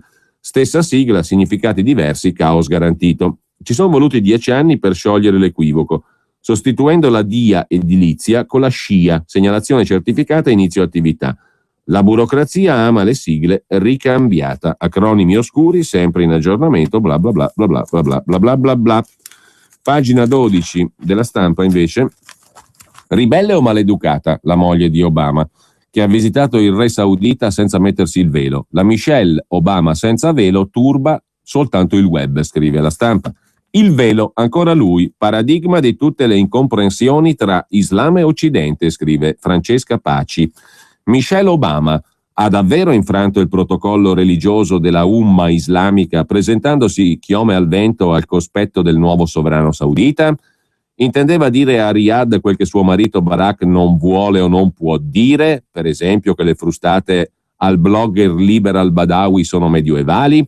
Una provocazione o casualità? La classica tempesta in un bicchiere d'acqua, scrive La Stampa. Sempre poi dalla Stampa, le pagine di cronaca. Ucciso dal padre nella casa protetta, assolte le assistenti sociali. Dice la madre, era affidato a loro. Perché la Cassazione non le ha condannate? Ho creduto nella legge, dice la signora Antonella, mamma di Federico. Era il febbraio del 2009 quando il piccolo fu ucciso dal padre nella casa protetta. Ho creduto alla legge, poi durante i processi mi sono sentita dire da un magistrato che dovevo proteggerlo io fuggendo con lui, cioè violando la legge. Povero Federico, scrive Marco Neirotti, era destinato senza alternative al colpo di pistola e alle 24 coltellate con cui il papà lo ha ucciso a 8 anni negli uffici dei servizi sociali di San Donato Milanese. Era il 25 febbraio 2009, ora settimanale di colloquio col padre. Mohammed Barakat, 52 anni, operatore turistico egiziano, un precedente per droga, avrebbe potuto dirgli che, anche se l'amore con mamma era finito da tempo, gli voleva comunque bene, la mamma italiana, Antonella Penati, 42 anni. E invece il papà colpisce il figlio alla nuca, alla schiena, alle braccia e lo finisce con la lama nel torace, in stanze orgogliose della loro protezione ai bambini, in una casa protetta. Mohammed aveva già una condanna per molestie e percosse e un altro uguale processo stava per aprirsi. La madre portava copie delle denunce, lanciava allarmi, spiegava le sue paure. Ma il piccolo incontrò il padre faccia a faccia, senza intermediari, e fu assassinato. Andarono a processo 2 assistenti sociali e un educatore, tutti assolti in primo grado, 2 assolti e una condanna in appello. Ieri la Cassazione ha assolto tutti, nessuno poteva prevedere e impedire, ha detto la Cassazione. Nessuno ha sottovalutato o tradito la custodia del minore. Per una curiosa norma, alla mamma Antonella Penati, che chiedeva verità e spiegazioni, sono state addebitate le spese processuali. Lascia sgomenti un omicidio che pare dichiarato ineluttabile. La madre di Federico chiude in 3 parole il groviglio: smarrimento, dolore, incredulità. E sbandare, lasciati in balia di se stessi da uno Stato che è incapace di tutelare i bambini, li uccide una seconda volta. Nella situazione tesa di minacce e aggressioni da parte di Mohammed, dice la donna, i servizi sono entrati per proteggere, a detta loro, Federico, il nostro bimbo, per garantirne la crescita. È stato ucciso nelle loro stanze da un uomo che aveva già lanciato segnali precisi. E racconta la donna di come si era opposta a che padre e figlio si incontrassero e di come quella opposizione paresse limitare i diritti del bambino. Da qui la decisione del tribunale minorile di affidarlo ai servizi. Affidarlo, capisce? Per controllare la crescita, fare mediazione e proteggerlo. Invece si è difeso da solo fra quelle mura. Ho creduto nella legge, poi durante i processi mi sono sentita dire da un magistrato, racconta la donna, che io dovevo proteggere mio figlio fuggendo con lui, cioè violando la legge. Rispettare le sentenze, si dice in questi casi. Ma dobbiamo rispettare anche la voragine del sistema, si chiede Antonella. Cosa vuol dire affidare? Cos'è quell'ora sotto la loro responsabilità? C'è uno strapotere dei servizi sociali sulle famiglie, ma poi quando capita qualcosa ecco che la cantilena diventa io non c'entro. Controllare la crescita non è tutelarne la vita? Da qui nasce la onlus federiconelcuore.com, che ha raccolto 1400 firme a una petizione per modificare le responsabilità degli operatori sociali. Non è la rivalsa sui singoli, è la battaglia sul ruolo, il lavoro, doveri e carenze non solo materiali ma morali dello Stato. Dalla Stampa passiamo rapidamente a Repubblica, anche qui ci sono paginate sul Presidente della Repubblica, con un'intervista alla deputata di Forza Italia, passionaria, Micaela Biancofiore. Matteo Renzi ci ha usati, noi votiamo Bersani. Un patto è un patto, il Premier lo rispetti, proporre Mattarella è una provocazione, dice l'onorevole Biancofiore per Forza Italia. Poi ci sono 2 pagine che ci spiegano come la Confindustria sia super ottimista. Le cose in economia stanno andando da Dio, non bene, benissimo. Crescita più forte del previsto, dice Confindustria. Secondo il centro studi, gli effetti di euro e petrolio deboli daranno una spinta, segnatevelo, sul taccuino, del 2,1% al famoso PIL italiano. Con un'intervista a Roberto Zuccato, presidente degli industriali del Veneto, il quale dice: finalmente abbiamo voltato pagina, con il Jobs Act, nuova occupazione, i consumi interni si stanno stabilizzando, sta tornando la fiducia. Non siete fiduciosi? Non sentite quando andate fuori per strada, parlate con gli amici, un sacco di fiducia sovrabbondante, perché è imbarazzante sentire quanta energia, quanta positività c'è in giro per le strade. E tra i cittadini italiani. Troppa, diamoci una calmata ragazzi, perché così facciamo troppo sviluppare il PIL. Il PIL cresce troppo, se cresce troppo poi ci sono anche altri problemi collaterali. Mentre in Grecia il debito si può tagliare, il nuovo premier è affidabile, i tanti aiuti internazionali hanno salvato le banche francesi e tedesche esposte con la Grecia e non il nostro paese. Lo dice a Repubblica Elena Panaritis, ha lavorato 11 anni alla Banca Mondiale, ha insegnato economia in varie università internazionali, è stata super consulente del governo Papandreou quando è scoppiata la crisi greca e oggi non ha dubbi.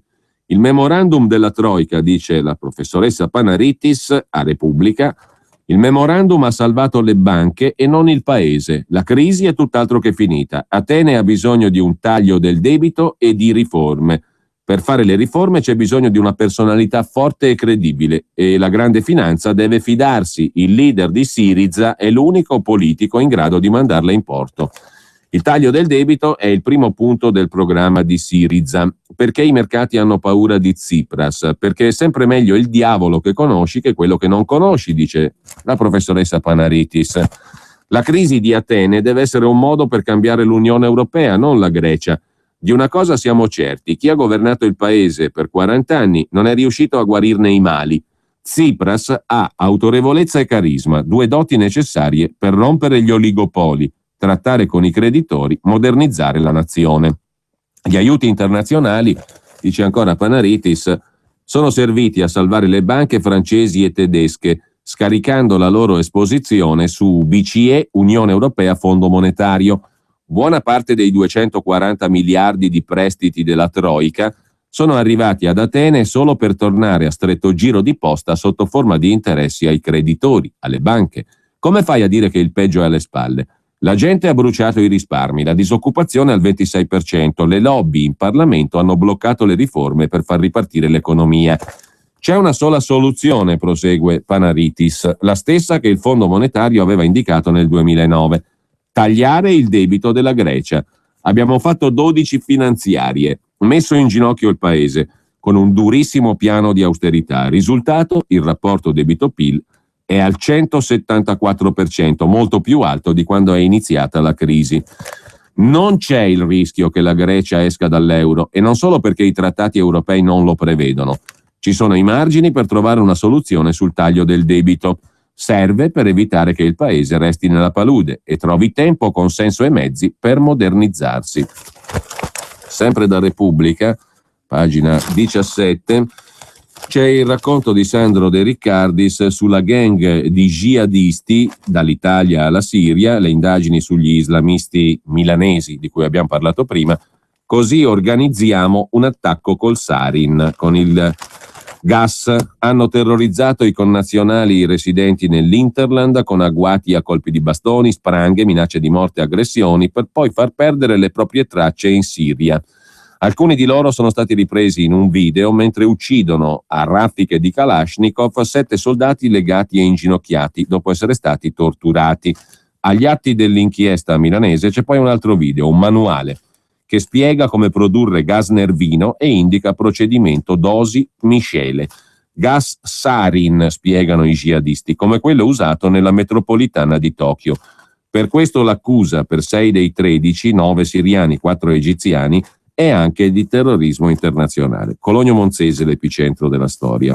L'abbiamo visto prima. Ci sono poi due pagine di Repubblica dedicate alle risate dell''ndrangheta dopo il terremoto in Emilia, con l'articolo di Francesco Viviano nella rete sindaci, prelati e giudici, così la cosca condizionava il voto.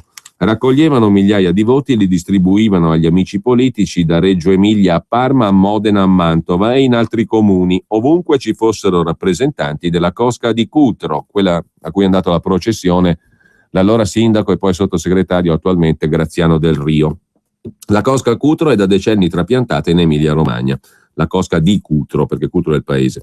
Hanno occupato militarmente il territorio gestendo appalti pubblici e privati con metodi che loro stessi definiscono al telefono alla calabrese, non alla parmigiana, con intimidazioni, con l'offerta di voti, estorsioni, usura.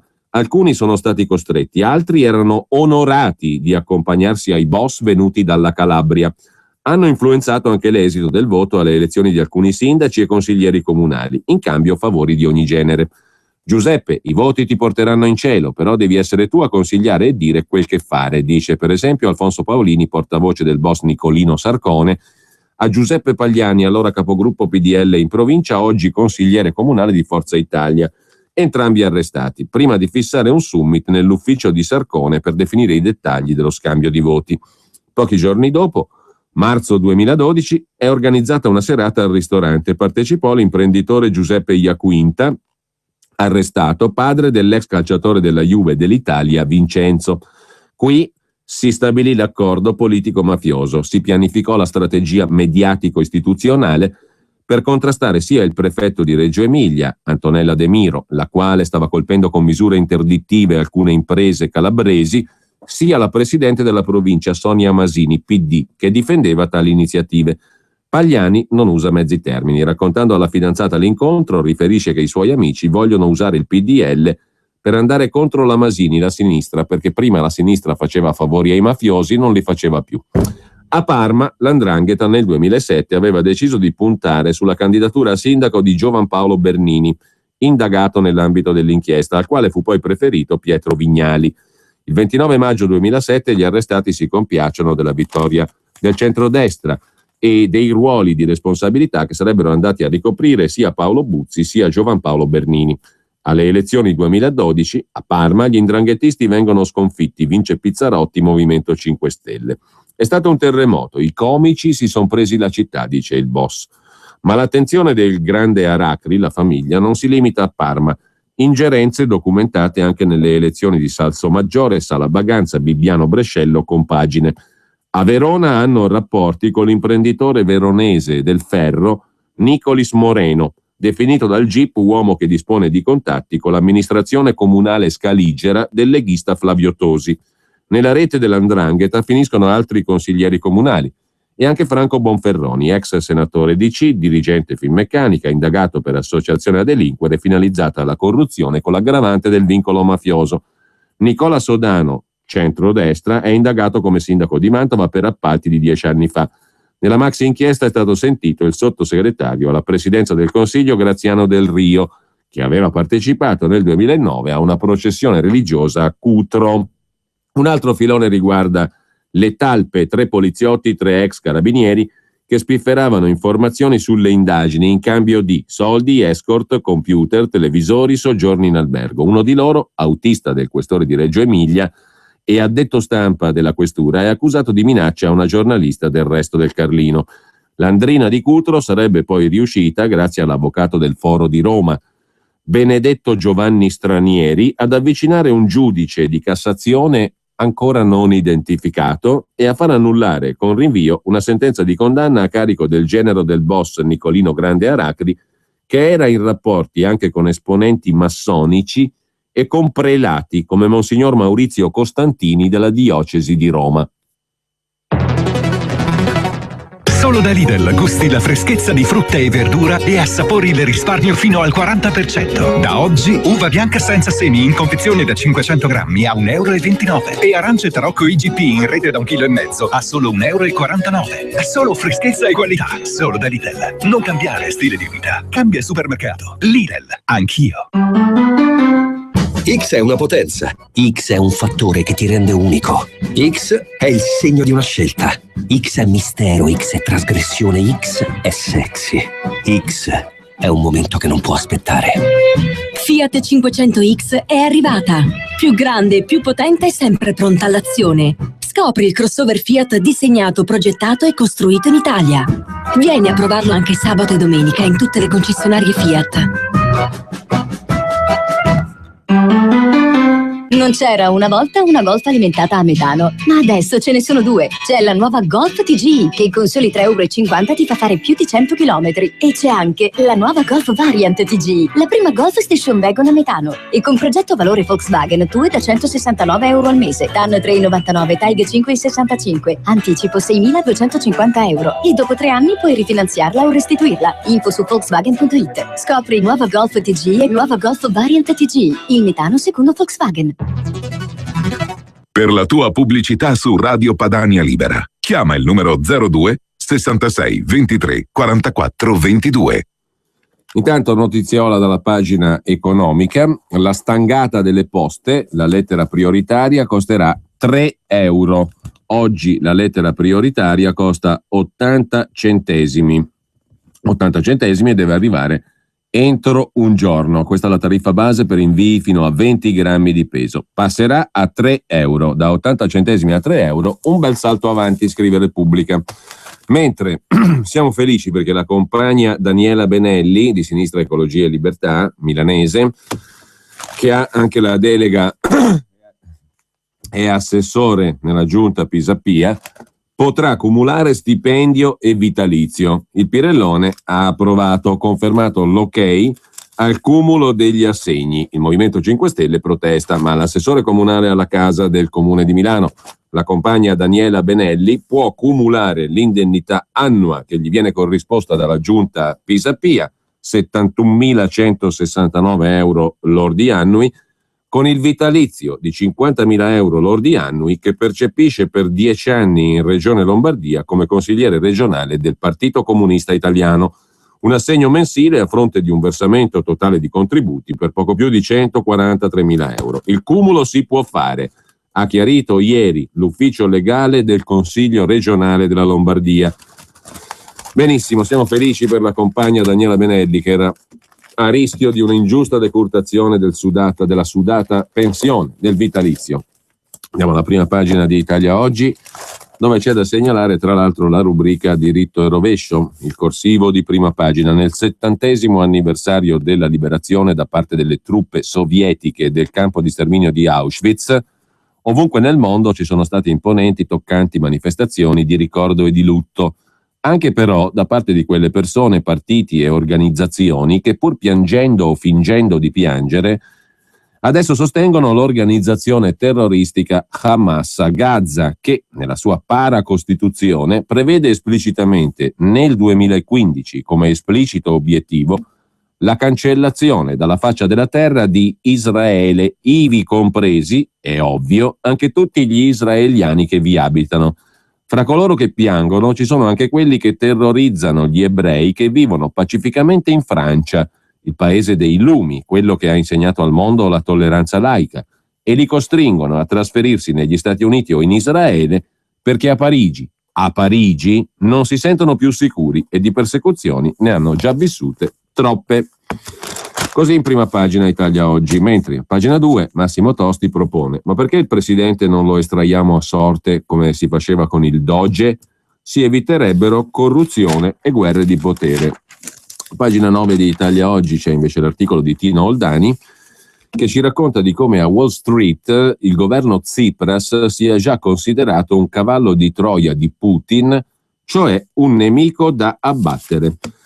Lasciamo Italia Oggi per passare rapidamente al secolo XIX di Genova, dove c'è notizia di una vecchia volpe della politica e degli affari bancari, Luigi Grillo, da ultimo in Forza Italia, finché è scomparso dalla scena politica, ma non da quella giudiziaria. Per lui una doppia accusa di corruzione. Perquisita la casa spezzina dell'ex senatore e sottosegretario, i PM lo indagano per mazzette a Mantova, e tutto all'interno di quell'indagine sull''ndrangheta di cui abbiamo detto prima. Una maxi operazione contro le infiltrazioni della criminalità organizzata al nord con 160 arresti. Da segnalare poi dal quotidiano genovese, a pagina 16, un'altra notizia, chiedo scusa, non è a pagina 16, è a pagina 19, un'altra notizia sulla storia, una storia che scioccò effettivamente e che risale al 2010. Quando un bambino, Alessandro Matas, muore in un monolocale di Nervi dove si è tenuto un party di cocaina. Vengono arrestati la madre e il compagno.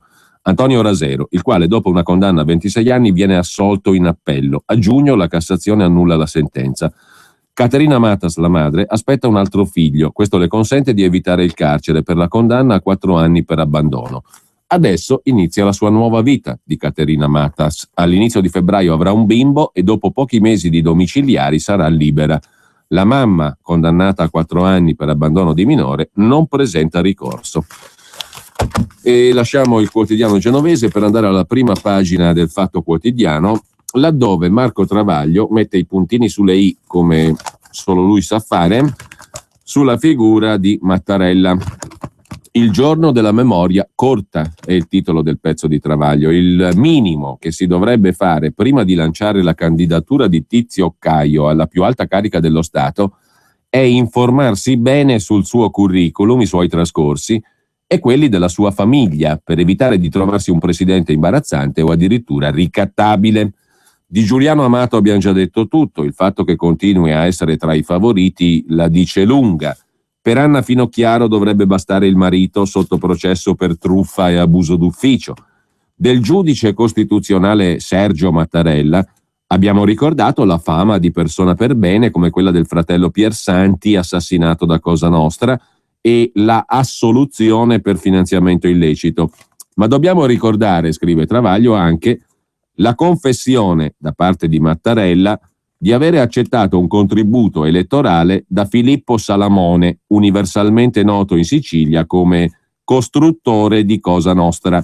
Siccome poi per il capo dello Stato conta anche la reputazione della famiglia, ne sa qualcosa la buonanima di Leone, non si possono dimenticare le ombre sul defunto papà di Sergio Mattarella, Bernardo Mattarella, ras della Democrazia Cristiana Siciliana nel dopoguerra, e neppure le ombre più recenti che hanno coinvolto il fratello di Sergio, Antonino Mattarella, indagato negli anni 90 a Venezia per riciclaggio di denaro sporco e associazione mafiosa, con il cassiere della banda della Magliana Enrico Nicoletti per una speculazione su una decina di alberghi a Cortina.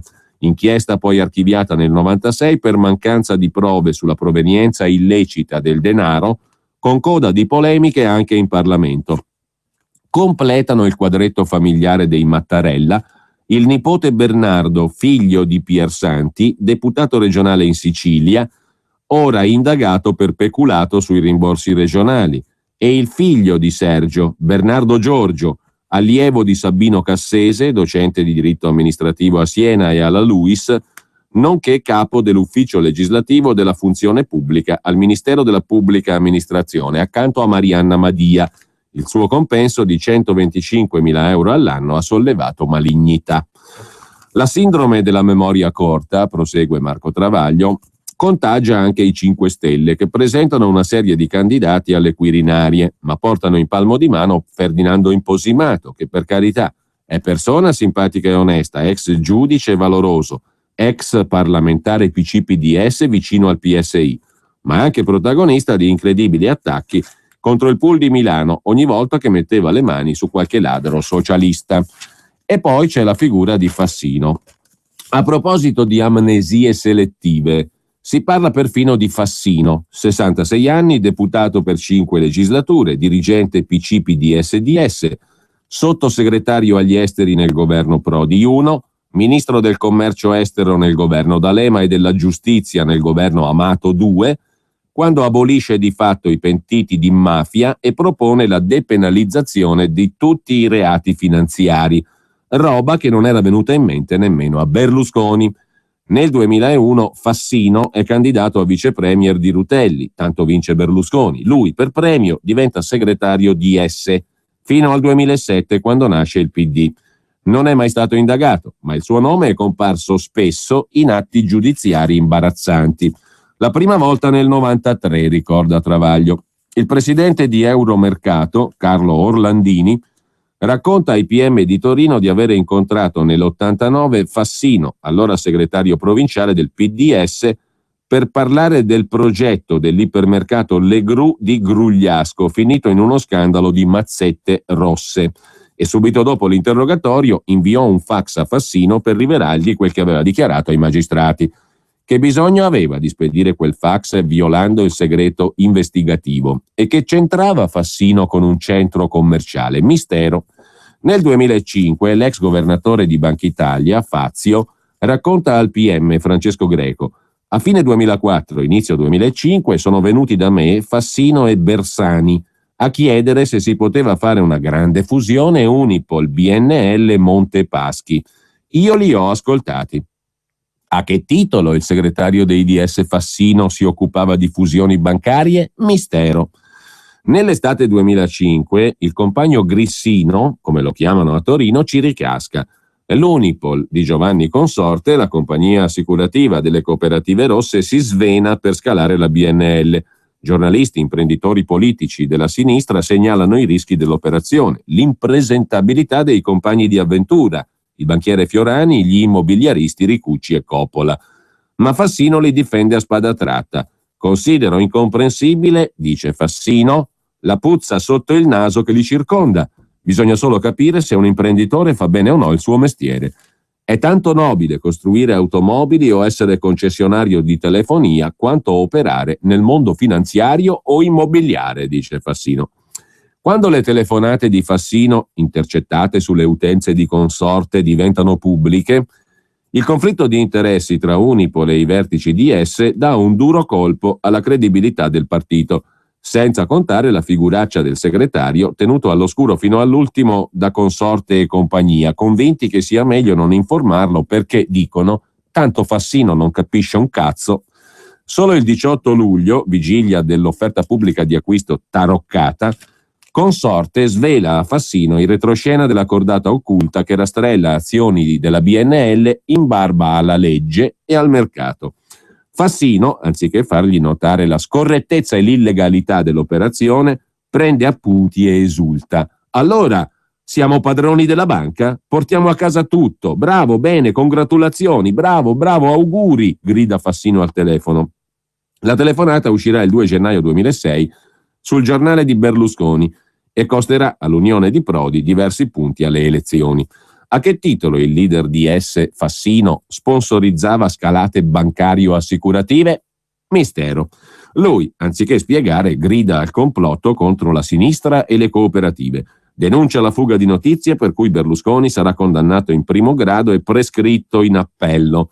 Anche a risarcire subito Fassino con 80.000 euro, che però il buon Piero non ha mai chiesto perché non si sa mai. E soprattutto si proclama fedele alla lezione che ci ha lasciato Berlinguer. Strano, scrive Travaglio, perché 2 anni dopo riabilita Craxi e addirittura lo issa nel Pantheon del PD. Nel 2011 si candida a sindaco di Torino. Chi sceglie come coordinatore della sua campagna? Un compagno pregiudicato, Giancarlo Quagliotti, che dopo la sua elezione diventa il suo braccio destro. Nell'83 Quagliotti è capogruppo al comune e viene coinvolto negli scandali Zampini e semafori intelligenti. Sarà poi prosciolto. Nel 93 di nuovo indagato per una tangente di 260 milioni di lire dalla Fiat al PDS. Stavolta viene condannato in via definitiva a 6 mesi per finanziamento illecito col suo sodale, Primo Greganti. La mazzetta riguarda l'appalto per il depuratore del consorzio Po Sangone. È stata versata su 2 conti cifrati a Lugano, Idea e Sorgente, aperti da Quagliotti e Greganti. Quelle vecchie mazzette rosse tornano d'attualità l'anno scorso, quando, nel frattempo, Fassino è trasvolato dalla ditta al fronte di Matteo Renzi. A Milano viene riarrestato Greganti, tangenti Expo. Uno degli imprenditori pagatori è Gian Domenico Maltauro, anche lui arrestato, che dichiara a verbale: Greganti si consultava con Bersani e Fassino. Bersani smentisce di aver mai in vita mia incontrato o parlato con Greganti. Fassino invece smentisce ciò che Maltauro non ha mai detto. In vita mia non mi sono mai occupato di appalti, dice. Ma non ciò che ha detto sui presunti referenti del compagno G, il quale, nel PD torinese dei fassinian renziani, il compagno Greganti ha riottenuto la tessera del partito, nonostante le 2 condanne definitive per Tangentopoli. Pochi mesi dopo, scandalo Mose a Venezia, viene arrestato il sindaco PD Luigi Orsoni. Fassino mette subito la mano sul fuoco, chi lo conosce non può dubitare della sua onestà. I magistrati appurino la sua innocenza presto per consentirgli di tornare sindaco, dice Fassino subito. Poi Orsoni confessa e si dimette. La scena si ripete con Vasco Errani, condannato in appello per falso, e per Vincenzo De Luca, condannato in primo grado per abuso. Fassino li difende entrambi, diventando il santo protettore dei piddini condannati, nei secoli fedele alla lezione di Berlinguer. Ci mancherebbe, conclude Travaglio. Il Fatto poi racconta la storia di Walter, il candidato preferito dagli autori televisivi, Veltroni. I suoi elettori scarseggiano in transatlantico ma abbondano a Cinecittà. Ma non sarà lui il Presidente della Repubblica. Dopodiché passiamo a pagina 10 del Fatto Quotidiano, laddove c'è un'intervista a Mario Bresciano, che nella vita fa il presidente del Tribunale di Roma dal 2012. Presidente di un tribunale senza aule, tra topi e legionella. I giudici non hanno spazi, sono costretti a lavorare nei bagni. Non vengono assunti giovani, non si fa un concorso da 15 anni e la riforma favorisce solo gli avvocati. A pagina 15 invece Davide Milosa torna sulla storia che dai giornali non è stata raccolta. Attenzione, in questi giorni qui se ne fottono i giornali di quello che è successo relativamente al caso di Massimo Giuseppe Bossetti, accusato dell'omicidio di Yara Gambirasio. Chi c'ha voglia può andare su YouTube e ascoltarsi la trasmissione di Onda Libera di ieri, fatta con l'ospite, in particolare con l'avvocato Schembri e con il genettista Marzio Capra, ex vice capo dei RIS dei Carabinieri, non un passante, diciamo, che ha avuto anche il dono di saper spiegare in maniera molto chiara cose non semplicissime, anche a un ignorante totale in materia scientifica come sono io. Quindi credo che molti di voi all'ascolto siate stati in grado, diciamo, di capire parecchio di più su quanto sia pesante ciò che è stato scoperto, ignorato dalla grandissima parte dei giornali, destra, sinistra, centro, tutti, perché la procura ha detto che quella scoperta lì non conta niente e tutti i giornali si sono allineati. Va detto, tranne Davide Milosa, Il Fatto Quotidiano, pagina 15 di oggi. DNA, certezze e passi falsi è il titolo del pezzo sull'omicidio di Yara. Una parte della traccia biologica non c'è più, ma Bossetti resta in carcere. A 7 mesi dall'annuncio del ministro Alfano, ministro dell'Interno, il quale disse abbiamo catturato l'assassino, il colpevole, era solo in stato di fermo in quel momento Bossetti, il caso è tutt'altro che risolto, scrive Davide Milosa. Giustizia e scienza, il dibattito è aperto, il DNA divide, gli esperti s'affannano. Resta la domanda, Giuseppe Bossetti rapì e uccise la 13enne Yara Gambirasio? Tanti dubbi, l'ultimo riguarda la genetica. Si scopre, ed è il perito della procura a scriverlo, che la parte mitocondriale del DNA trovato sugli slip di Yara non appartiene a Bossetti. Ci ha spiegato ieri il dottor Capra che il DNA mitocondriale, se uno lascia una traccia, dovrebbe essere addirittura in proporzioni molto maggiori presente rispetto al DNA cellulare. Quindi il DNA mitocondriale dovrebbe essere quello più presente in termini quantitativi e anche quello più resistente, perché si va a datare le mummie egizie sulla base del DNA mitocondriale che resiste nei millenni. Non c'è, quello di Bossetti non c'è sulla traccia che lo inchioda. C'è in compenso il DNA cellulare, molto fresco, molto presente, mentre degli DNA delle persone vicine a Yara, i familiari, il fratello eccetera, la sorella, non c'è niente, anche se evidentemente li ha frequentati fino al giorno stesso della sua sparizione. Strano, no? Che solo il DNA di Bossetti sia bello copioso, fresco, abbondante, ma una parte, quella invece che dovrebbe resistere nei millenni, non c'è più in quella traccia lì, scomparsa. È normale? Secondo voi? Vediamo come racconta appunto Milosa. Dunque, si scopre appunto che la parte mitocondriale del DNA, che dovrebbe essere unita a quella cellulare, perché se io lascio una traccia, saliva, sperma, sudore, goccia, quello che volete, lì ci deve essere sia una parte che l'altra. E quella mitocondriale addirittura in parti molto superiori rispetto a quella cellulare e dura nel tempo molto di più. Non c'è. Anzi, c'è, ma appartiene a un'altra persona. Non è di Bossetti. Il magistrato frena, non scherziamo, quella è e resta l'impronta di Bossetti, come spiegato ancora ieri dal capo della procura di Bergamo, Francesco Dettori. A parlare è la parte cellulare del DNA, perché quella corrisponde all'indagato. Ma l'enigma si allarga, cellulare o mitocondriale? E ne basta solo uno, in questo caso il nucleare, il cellulare, oppure servono entrambi per dare nome e cognome al killer? Un fatto è certo. A oggi di DNA nucleare, neanche di quello nucleare che è stato trovato, non c'è più neanche la traccia, perché le scorte repertate sul corpo della ragazza sono andate esaurite. Dunque io, avvocato difensore di Bossetti, cosa dico? Ma di cosa stiamo parlando? Giustamente l'avvocato Schembri dice ieri game over, è finita. Cioè se io non posso neanche appurare quello che è rimasto, devo credere a voi, devo credere sulla fiducia. A voi procura, ai vostri esperti, diciamo, devo fare un atto di fede che nei processi non si fa, specie sulle prove, la prova in base alla quale uno finisce in carcere, perché non ce ne sono altre, c'è solo quella. Quindi io devo avere un atteggiamento di dire faccio un atto di fede sulla prova che incarcera il mio assistito? Resta invece il DNA mitocondriale, che però, attenzione, altra sorpresa, non corrisponde a quello di Bossetti. La traccia regina, poi, terza anomalia, viene descritta come mista, cioè c'è Yara, ma c'è anche il suo assassino.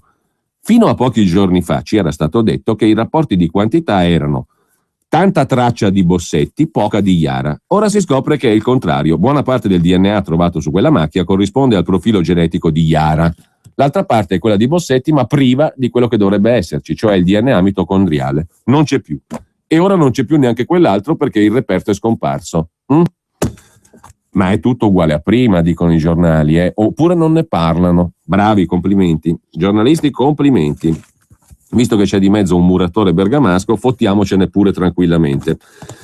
Il perito parla di anomalie. Il rebus si complica. Si è dato merito a Davide Milosa e al Fatto Quotidiano che almeno sto articolo lo hanno scritto. L'unico in tutta la giornata e su tutti i giornali. L'unico. Il rebus si complica. Se la prova regina traballa, gli altri accertamenti scientifici danno ragione a Bossetti. Nei peli repertati attorno al cadavere non c'è traccia di Bossetti. Nei mezzi del muratore non c'è DNA di Yara. E ancora, computer e cellulari per ora hanno svelato solo una ricerca fatta su Google, tredicenni sesso. Insomma, dentro a una domanda si infila un'altra domanda e così via a ritroso, fino al pomeriggio del 16 giugno 2014, quando il ministro dell'Interno Angelino Alfano twitta «Arrestato l'assassino di Yara». Bastano pochi minuti e il nome del muratore di Mappello fa il giro d'Italia. Lui è il killer, individuato a quasi 4 anni dal delitto. Il clamore dell'arresto però non cancella gli insuccessi precedenti quando la procura di Bergamo arresta il marocchino Fikri. L'assassino non è lui. Prima della conferma, i cani molecolari, fiutando una traccia di Yara davanti alla palestra di Brembate da dove scomparve, portano al cantiere di Mappello dove lavora Fikri, ma Fikri è innocente e lì Bossetti non è mai stato. Allora questi cani molecolari quale diavolo di motivo avevano? E lo ha raccontato molto bene Giangavino Sulas, il cronista giudiziario del settimanale Oggi. Quale motivo avevano i cani molecolari di andare al cantiere dove poi è sorto il centro commerciale di Mappello e di entrare esattamente in un locale dove c'era un deposito di attrezzi elettrici e di lampadine? E ha ricordato benissimo Sulas che nell'autopsia di Yara, nei polmoni, è stato trovato fili di tungsteno, cioè tracce di tungsteno, che è il materiale del quale sono fatti i filamenti delle lampadine elettriche che erano in quel deposito dove i cani molecolari sono andati. Anzi, racconta uno degli inquirenti, e lo ha riportato sempre il cronista del settimanale Oggi, che quando i cani sono entrati in quel deposito di attrezzi elettrici sono letteralmente impazziti, cioè quello era il posto. E quel deposito di attrezzi elettrici era usato da operai stranieri che immediatamente dopo il delitto di Yara sono scomparsi come per miracolo da quel cantiere lì. Questo lo ha raccontato un cronista giudiziario, è scritto nero su bianco ed è derivato da alcuni degli atti dell'indagine. Però gli stranieri scomparsi non hanno saputo dir più niente perché nessuno li ha cercati. Dunque torniamo appunto all'arresto del marocchino Fikri, che poi verrà scagionato. In quel momento il ROS di Brescia si sta concentrando sul DNA di Ignoto 1. Si arriva a Giuseppe Guerinoni, autista di Gorno, morto nel 96. Il DNA corrisponde, ma solo in parte. L'ipotesi è che l'autista abbia avuto un figlio illegittimo. Si arriva così a Esther Arzuffi, sposata con Giovanni Bossetti, che ebbe 2 figli gemelli dalla relazione clandestina con Guerinoni, dicono gli investigatori. Ma come si arriva a Esther? Sulla base della confidenza fatta da un amico del defunto autista Guerinoni a un carabiniere o ex carabiniere. Guarda un po', come nel caso di Erba vengono fuori sempre qualche carabiniere o ex carabiniere che la sa lunga, che vede le cose in anticipo o che riceve delle confidenze e che viene a individuare poi a mettere gli inquirenti sulla strada della signora Esther Arzuffi, mamma di Giuseppe Bossetti. Il DNA della donna corrisponde a Ignoto 1. Uno dei figli illegittimi è il carpentiere di Mappello, al quale, 2 giorni prima dell'arresto, dicono gli inquirenti, viene prelevato un campione di DNA, controllo dell'alcol test. Il match tra il codice di Bossetti e quello di Ignoto 1 coincide. Questo fu detto a noi, scrive Milosa. Oggi scopriamo che non è così.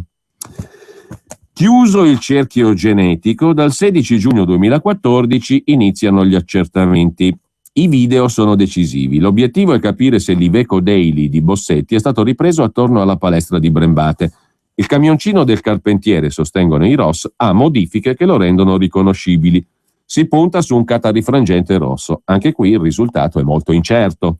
Dopo aver escluso centinaia di mezzi, i carabinieri confermano che nel giorno della scomparsa il mezzo di Bossetti fu avvistato in zona. A bordo, però, non è mai stato riconosciuto il muratore. E ancora, telefoni e celle. Alle 16:45 del 26 novembre, giorno in cui scompare Iara, il cellulare di Bossetti aggancia la cella di Mappello. Alle 18:05 il telefonino di Iara si trova in posizione opposta. Non meno contraddittorie le testimonianze, come quella del fratellino della tredicenne, che parla di un uomo grasso col pizzetto che fissa Iara. Bossetti è più magro che mai. C'è altro da capire. Iara conosceva il suo assassino, la procura ci punta. Bossetti nega, mai vista.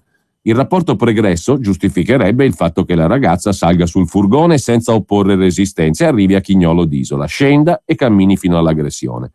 Ecco allora spuntare una donna che oggi, 4 anni dopo, ricorda di aver notato un uomo che dice essere Bossetti intrattenersi in auto, e non più il furgone, con una ragazza davanti alla palestra. È l'ennesimo tassello. Ma quanto regge? Si domanda Milosa. Decideranno i giudici. Intanto Bossetti resta in carcere. Sono passati 7 mesi. Il 25 febbraio la Cassazione deciderà se, dopo quest'ultima svolta, il carpentiere potrà tornare nella sua casa a Mappello. Però ascoltatevi la trasmissione di Onda Libera di ieri, perché lì c'è il punto della questione centrale, cioè noi non possiamo fare finta che queste anomalie siano cose normali e che non cambia il quadro. Come dice il genetista Emiliano Giardina, nessun errore non cambia nulla. No, non è vero, perché noi ieri abbiamo avuto chiarezza su alcuni punti fondamentali. Qua cambia tutto, non nulla. È una novità grossa. E Giulia Bongiorno, intervistata dal Fatto, pure dice al contrario, ora l'impianto accusatorio trema, ma poi vediamo il perché.